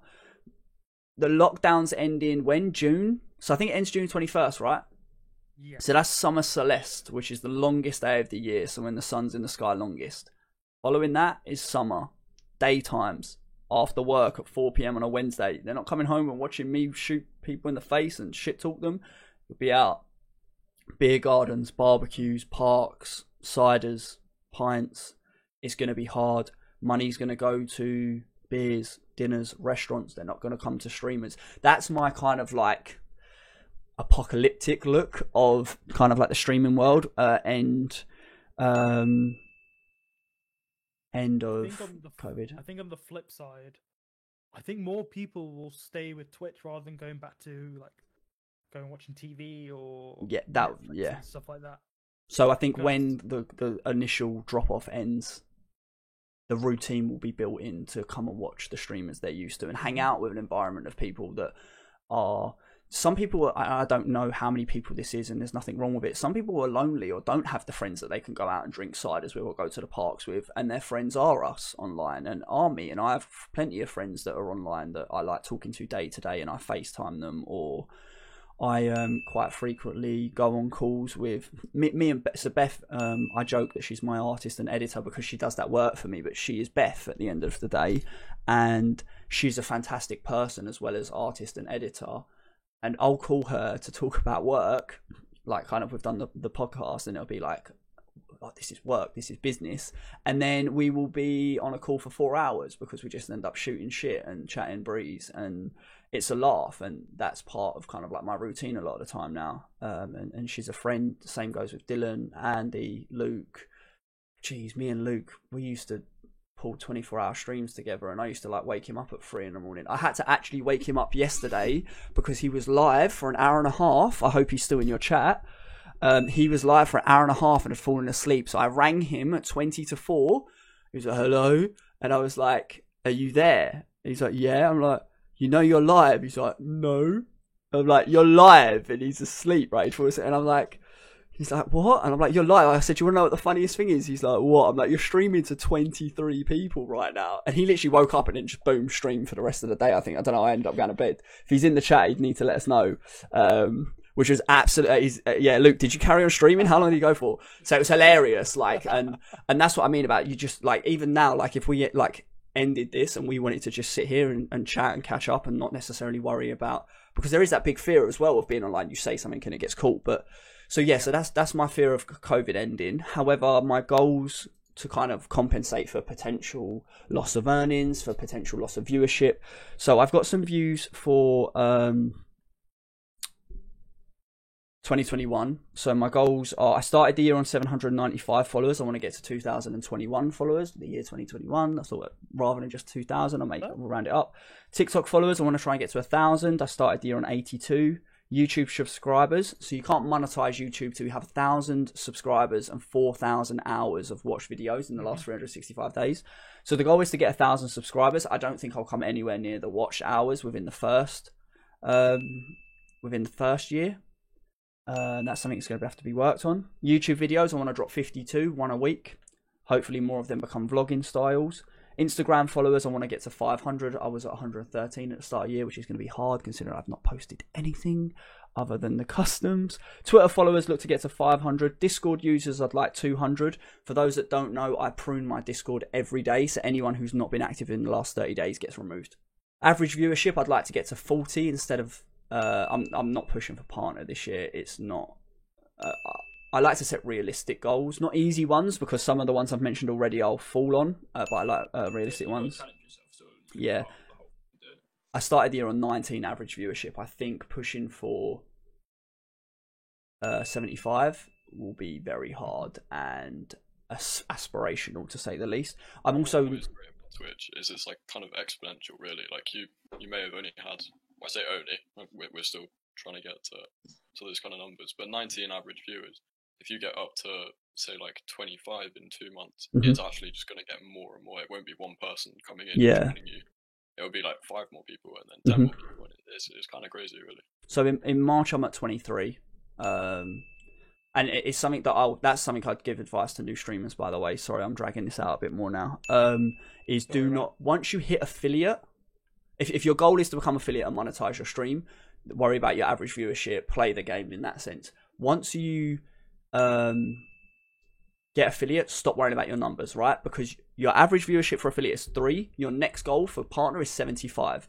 You worrying about, I only had 9 viewers this stream, not 15. You ain't going near partner anyway. Stop worrying about it and enjoy the content and enjoy what you're doing. Stop worrying. Now, in your head, you can have little goals. I would like to hit 25 average viewership for March because I'm on 23. And if you don't have goals, you don't progress. That's why humanity's the most dominant species on Earth. Whatever, that's a different conversation.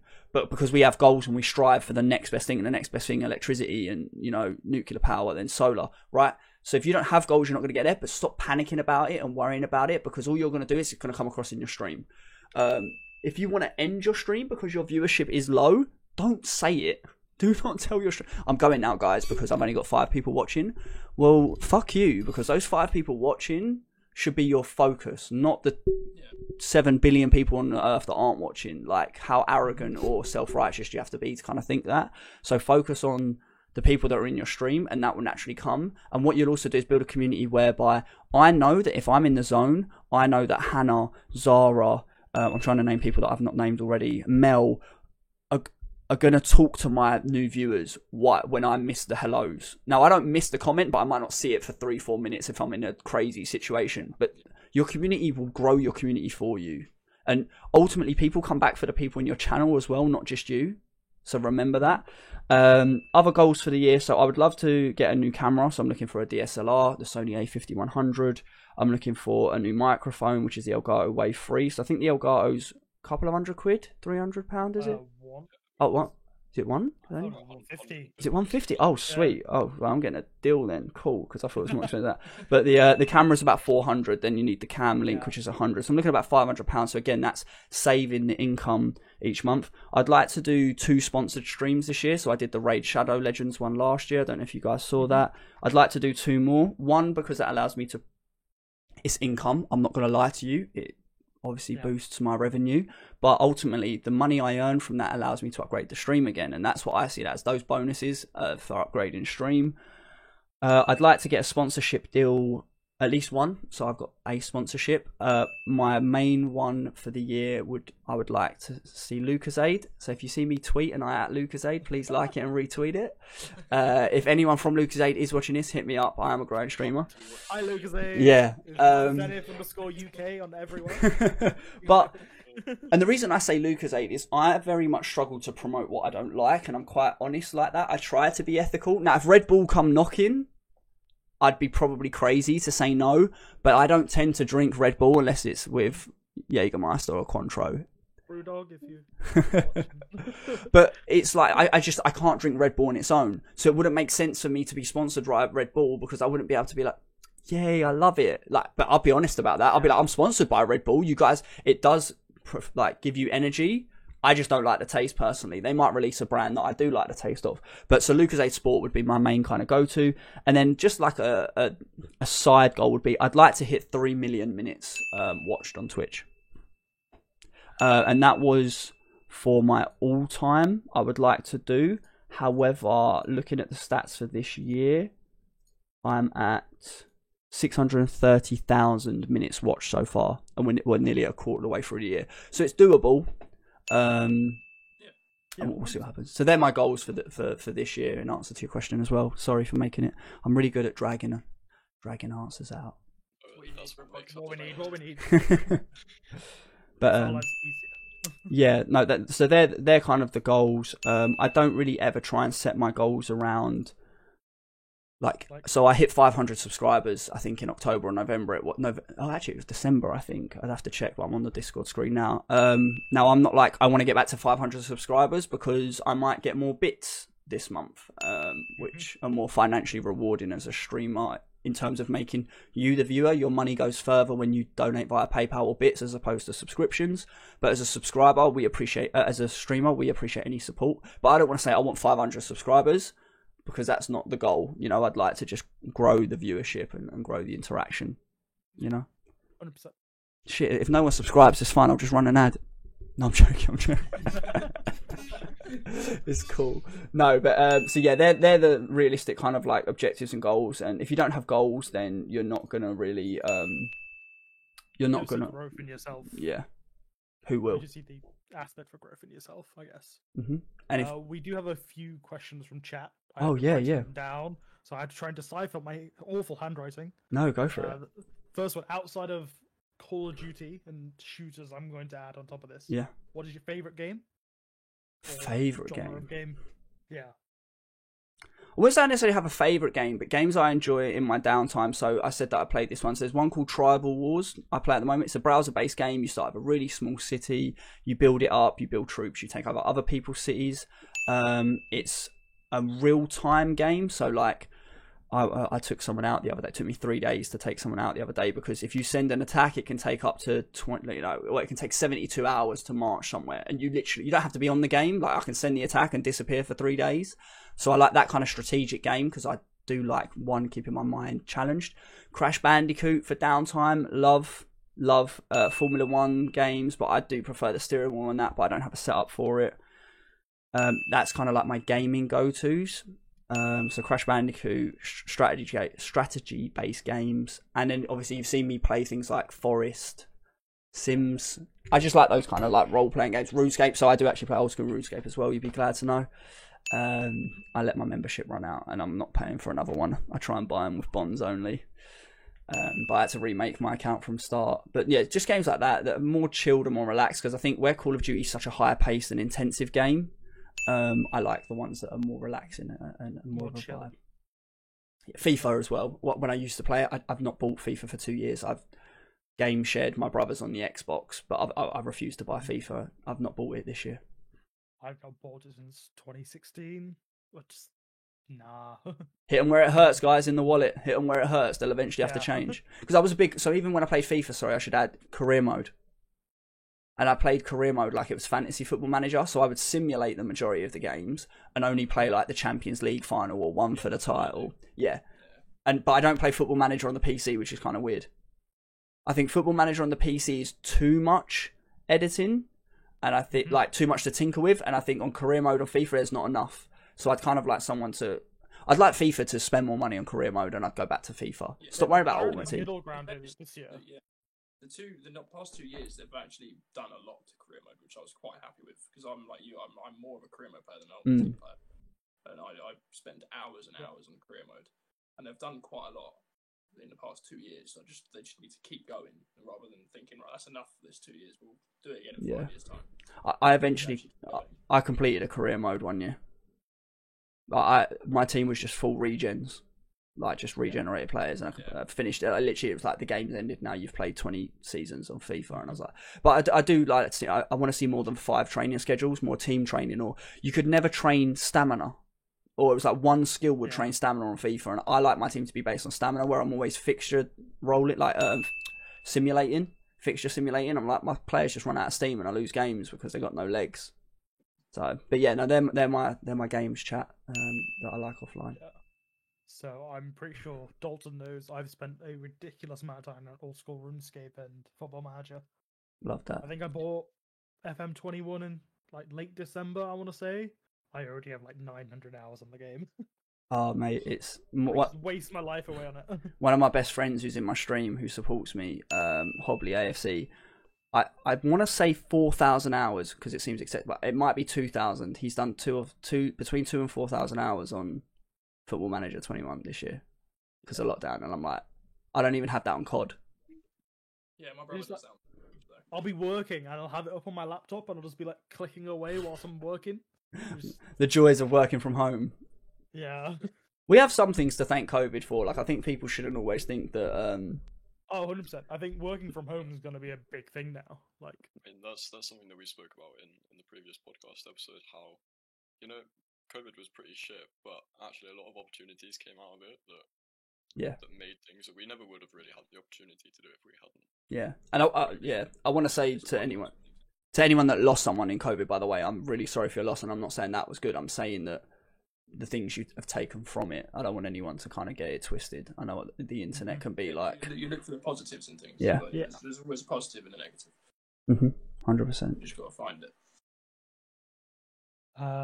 Next question. What does Zenith think of the black screen glitch for the Xbox on Call of Duty Warzone? I got 2 opinions. So one, I'm going to be a bit harsh and be like, I don't care because I don't get affected by it. Yeah. But no. So Dalton, what do you think of that opinion? Yeah, no. Fuck you. No. So I mean, that's my answer's quite obvious because it goes back to what I said earlier. Stop spending money on their game and hit them where it hurts, and they will fix stuff like this. They will never fix this shit when they still make a profit, when their shareholders are still being made rich. If you're on Xbox and you've bought something from them, or you're still buying stuff from them, and you don't like this black screen glitch, then sorry, don't get offended. You're a bit of a mug because they're not even fixing the game, and you're lining their pockets. You wouldn't go to a restaurant, pay for a cold meal, and then you go to the restaurant again and you get another cold meal. You wouldn't keep going back to a restaurant and keep serving you cold food. Either you'd not eat it, you'd send it back and get a refund, or you'd stop eating there full stop, and you'd leave it a bad review on Google. But stops, yeah, it's ridiculous, and it just sums up the kind of their priorities. They'd rather release new skins, and they'd rather make more money off you guys than fix the issues that you guys are facing day to day. I mean, I don't think I actually have spent money on the game for a good few seasons now, because the battle pass I get, but I use the COD points you get from the battle pass. Yeah, I'm the same. Every year. I am. So I don't have to spend any money. I am spendless on Warzone. I've not spent a penny. That's very impressive. And I have 36 days on Warzone, not including Rebirth Island. Yeah, I'm nearing those numbers as well. I've spent too much, but I've just got nowhere near as stats as you because I'm not as good. Practice, bro, practice. Other than the bright pink skin, I'm spentless. There you go. Yeah, your bloody pink skin. Hey, shut up. I can still keep up with you on kills when I actually stand out from the map. Don't worry, I just find it funny. That's the skin he can't see himself, so don't worry, you're the true winner. Yeah. Oh no, the gloves are fire. Yeah, the gloves are fire.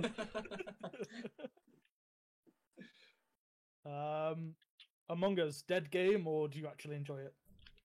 I like it when it's played properly. Luke, are you still in the chat? Because I'm coming for you here. I do like the game. I think when it's played properly, it's good. The additional mods that have been added are kind of cool, which I haven't played with any yet.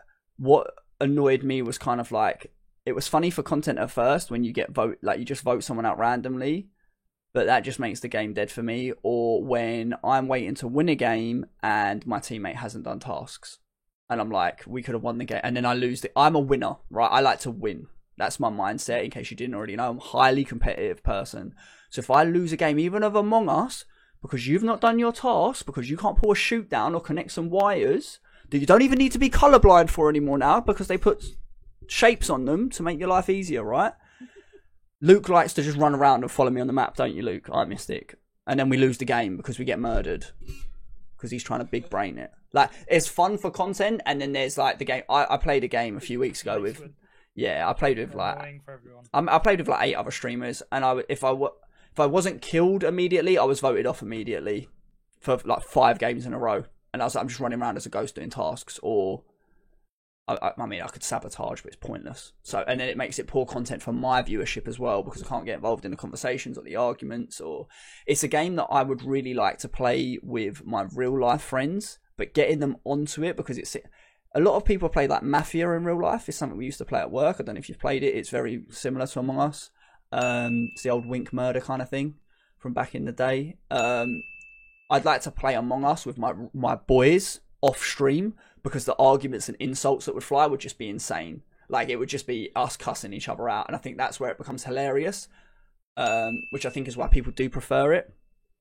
And then, so it depends on how you play it. I mean, it's definitely not a dead game because you still see people like Josh playing it, and I think Disguised Toast still plays it massively, and like he pops off. Still plays it, and she bangs like 6,000 viewers. Do you know what I'm saying? Yeah.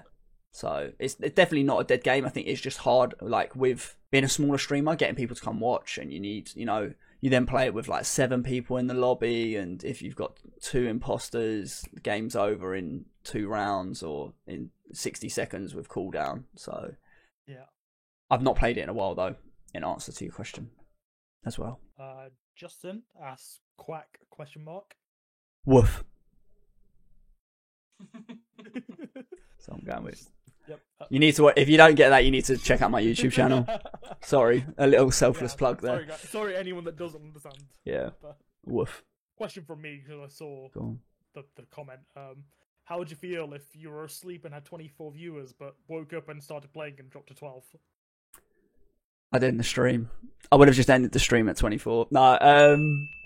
But that's what I was saying earlier, right? About you can take things personally, but you don't have to.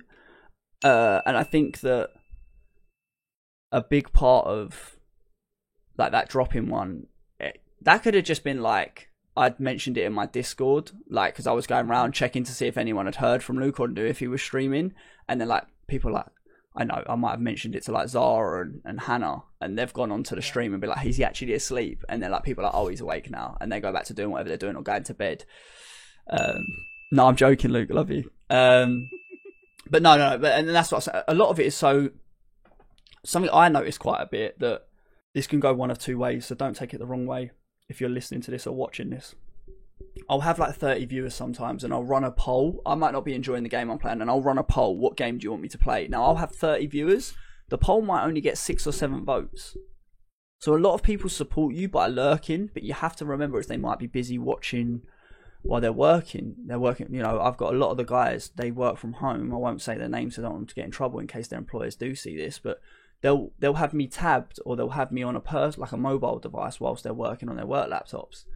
So they can't get involved in a poll or something like that. So you just have to take that into consideration. People come from raids that might have walked off, fallen asleep. You know, it's not just streamers that fall asleep at the desk. Yeah. Luke, bro, we can literally, I can find a clip and we can edit into the end of the podcast of you falling asleep in your hands if you want, bro. I haven't sent for you. I've been nice. Think of it as a promo. There's no such thing as bad press. Yeah. There you go. There's the clip for anyone that didn't understand the reference. Wait, what clip's that one? Oh, was that you yesterday? I have to check that out. Put that on pause. Oh wait, what was this? Yeah. Oh my god, yeah. Love that. But yeah, it's all good. I know what you mean about falling asleep with Raiders and when you say that, because I've done that before, where I've fallen asleep watching one of my mates stream, and then woken up in the morning, my laptop's still open, and it's like 3 raids have gone by. Yep. I've just kept it going on. I've asked them who they raided, and they just said, like, oh, this person. I'm like, oh, I'm not on their stream anymore. I'm guessing it's from yours though, but they kept raiding and gone through. I've done that before. And that's the thing, but you're still supporting, because it's something I say, right? So when I first started streaming as affiliate, I used to say to like my brother or my mate, I was like, can you just tab me? I was like, because if I've got 1 viewer, someone has to scroll a hell of a lot further down to find me than they do to find 4 viewers.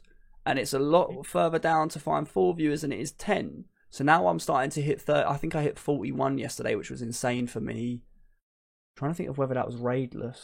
Oh no, Bax. Literally as soon as I went live, King Bax called me with a party of 15, but I hit 41 like 7 hours into the stream, 6 hours into the stream. So, but again, how many of those 15 was just still there because they were at work from 9 in the morning or whatever. So, yeah, it's a lot of support.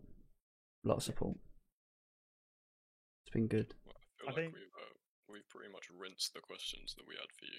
I think that was all of them. I'd have to close my screen, but I'm recording the screen for me to check. But I could check on my. I think we've rinsed everything. But no, I'm happy to. Like, how are you guys finding the podcast? Kind of improved since the first week. Yeah, the first one was like your Warzone tournament, probably really, or your custom lobbies. It was a bit of a shambles. I mean, we've now trying to stick it to a maximum like 2 hour time. The first one we went on for about nearly 3.5 hours. That's not bad.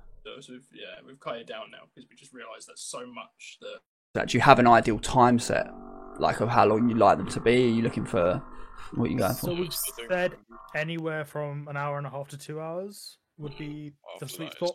It's way too long. We're bang on the nose then. Because you upload it to YouTube and it's like 2 hours and 50 minutes, and people aren't going to sit and watch and listen for 2 hours and 50 minutes. Especially if we're working on getting things onto Spotify and other platforms. But no one's going to open up YouTube and be like, yeah, I'm going to sit and listen to this for 3 hours. As entertaining as it could be. Yeah. I think if you guys can crop the bits down right, like it sounds silly, but if you did take out all the or the pauses, or even if you took out every 1 second delay between me saying something and you responding, you're losing a couple of minutes there, like that do help massively. But I think that goes back to the pre and post conversation we had, right? You've probably put a lot more after learning, and then you probably put more preparation into this podcast as well, and you'll put even more preparation into the next podcast now. And 100%, yeah, the formats are going to be good. That first podcast, we were like, yeah, we'll roughly give us a amount of time, and we'll just chat for ages and see how it goes. But at least now, especially with the second podcast and this one as well, we make sure we have all the questions kind of planned out. People know what's happening and when. We know when to. No, 100%. I like the layout as well. I do like how it shows. It's, we are planning on making YouTube clips as well. Sorry. So the layout, it's all thanks to you. You did this. No, it's good, mate. I like it. Fuck, I have graphic design background. That's all I'm saying.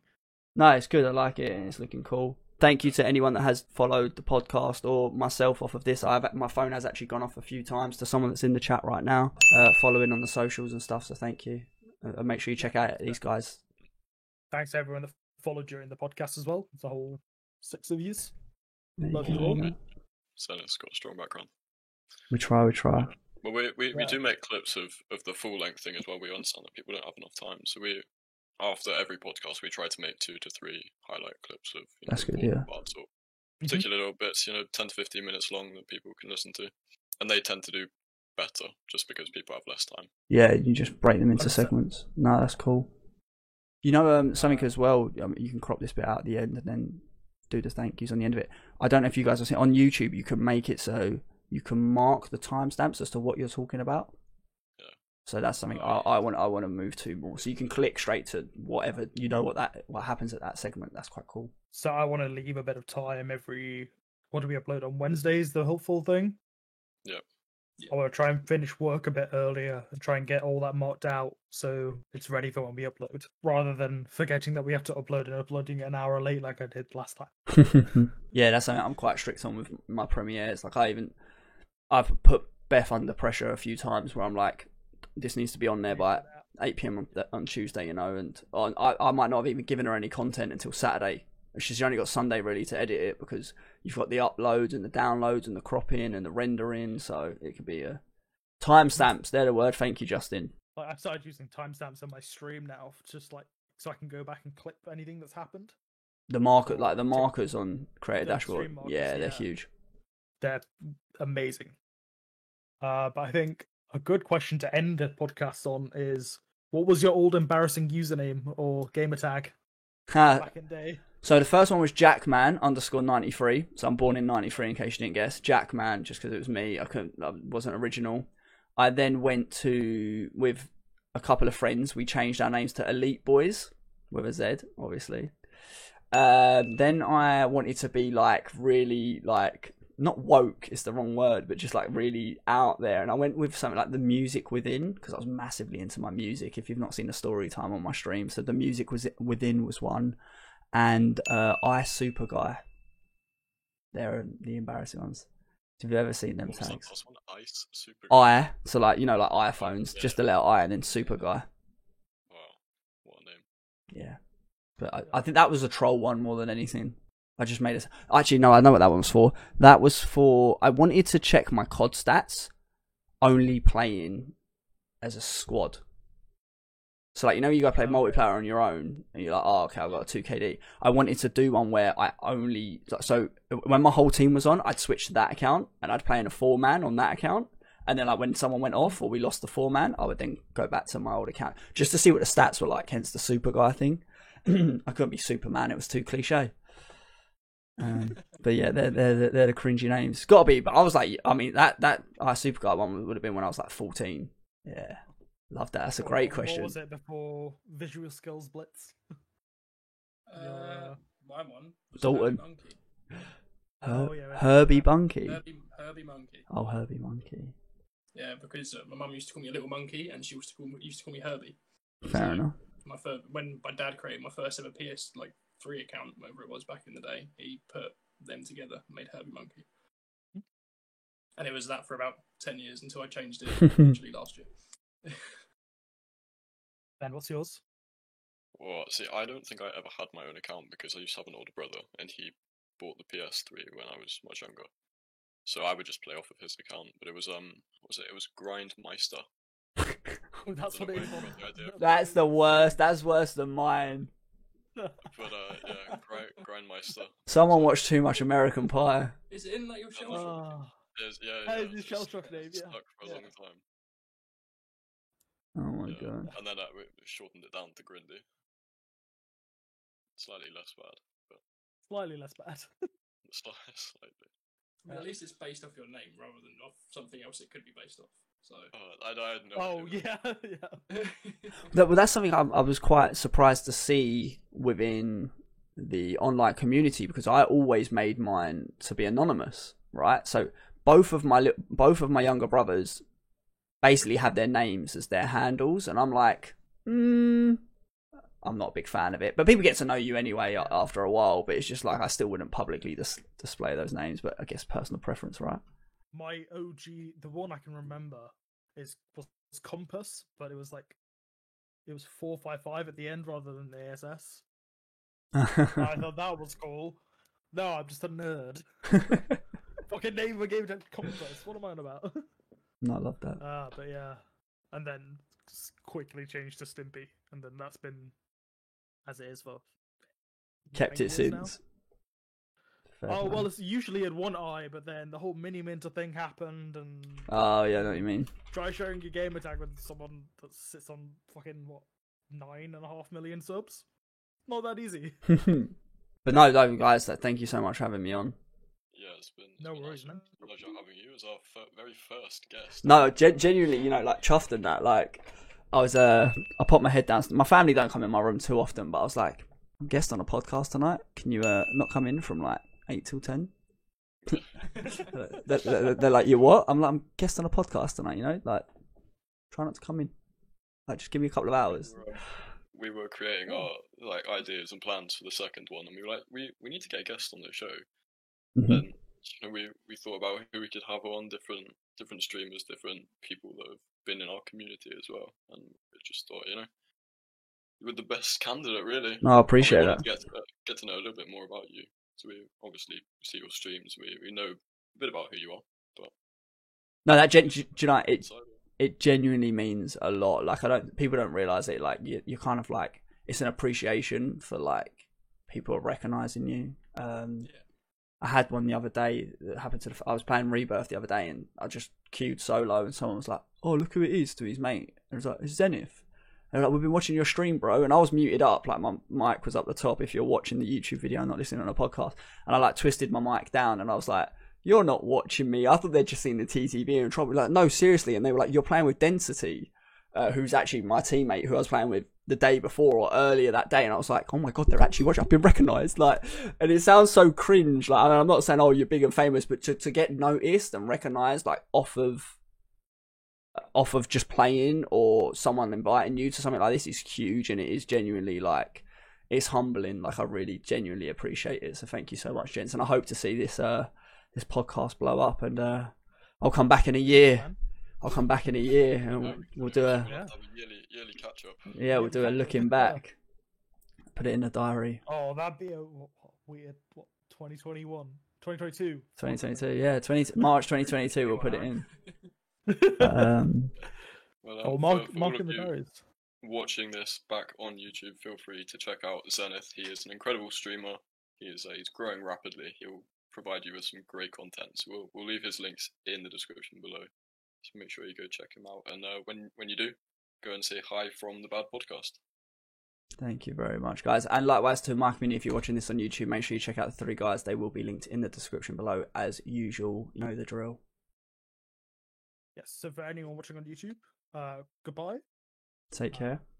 I need to stop the recording for it's 2 hours because otherwise my PC will crash. Thank you very much for having me on, gents. Massively appreciate it. No problem. And see you guys soon. See you guys soon, man.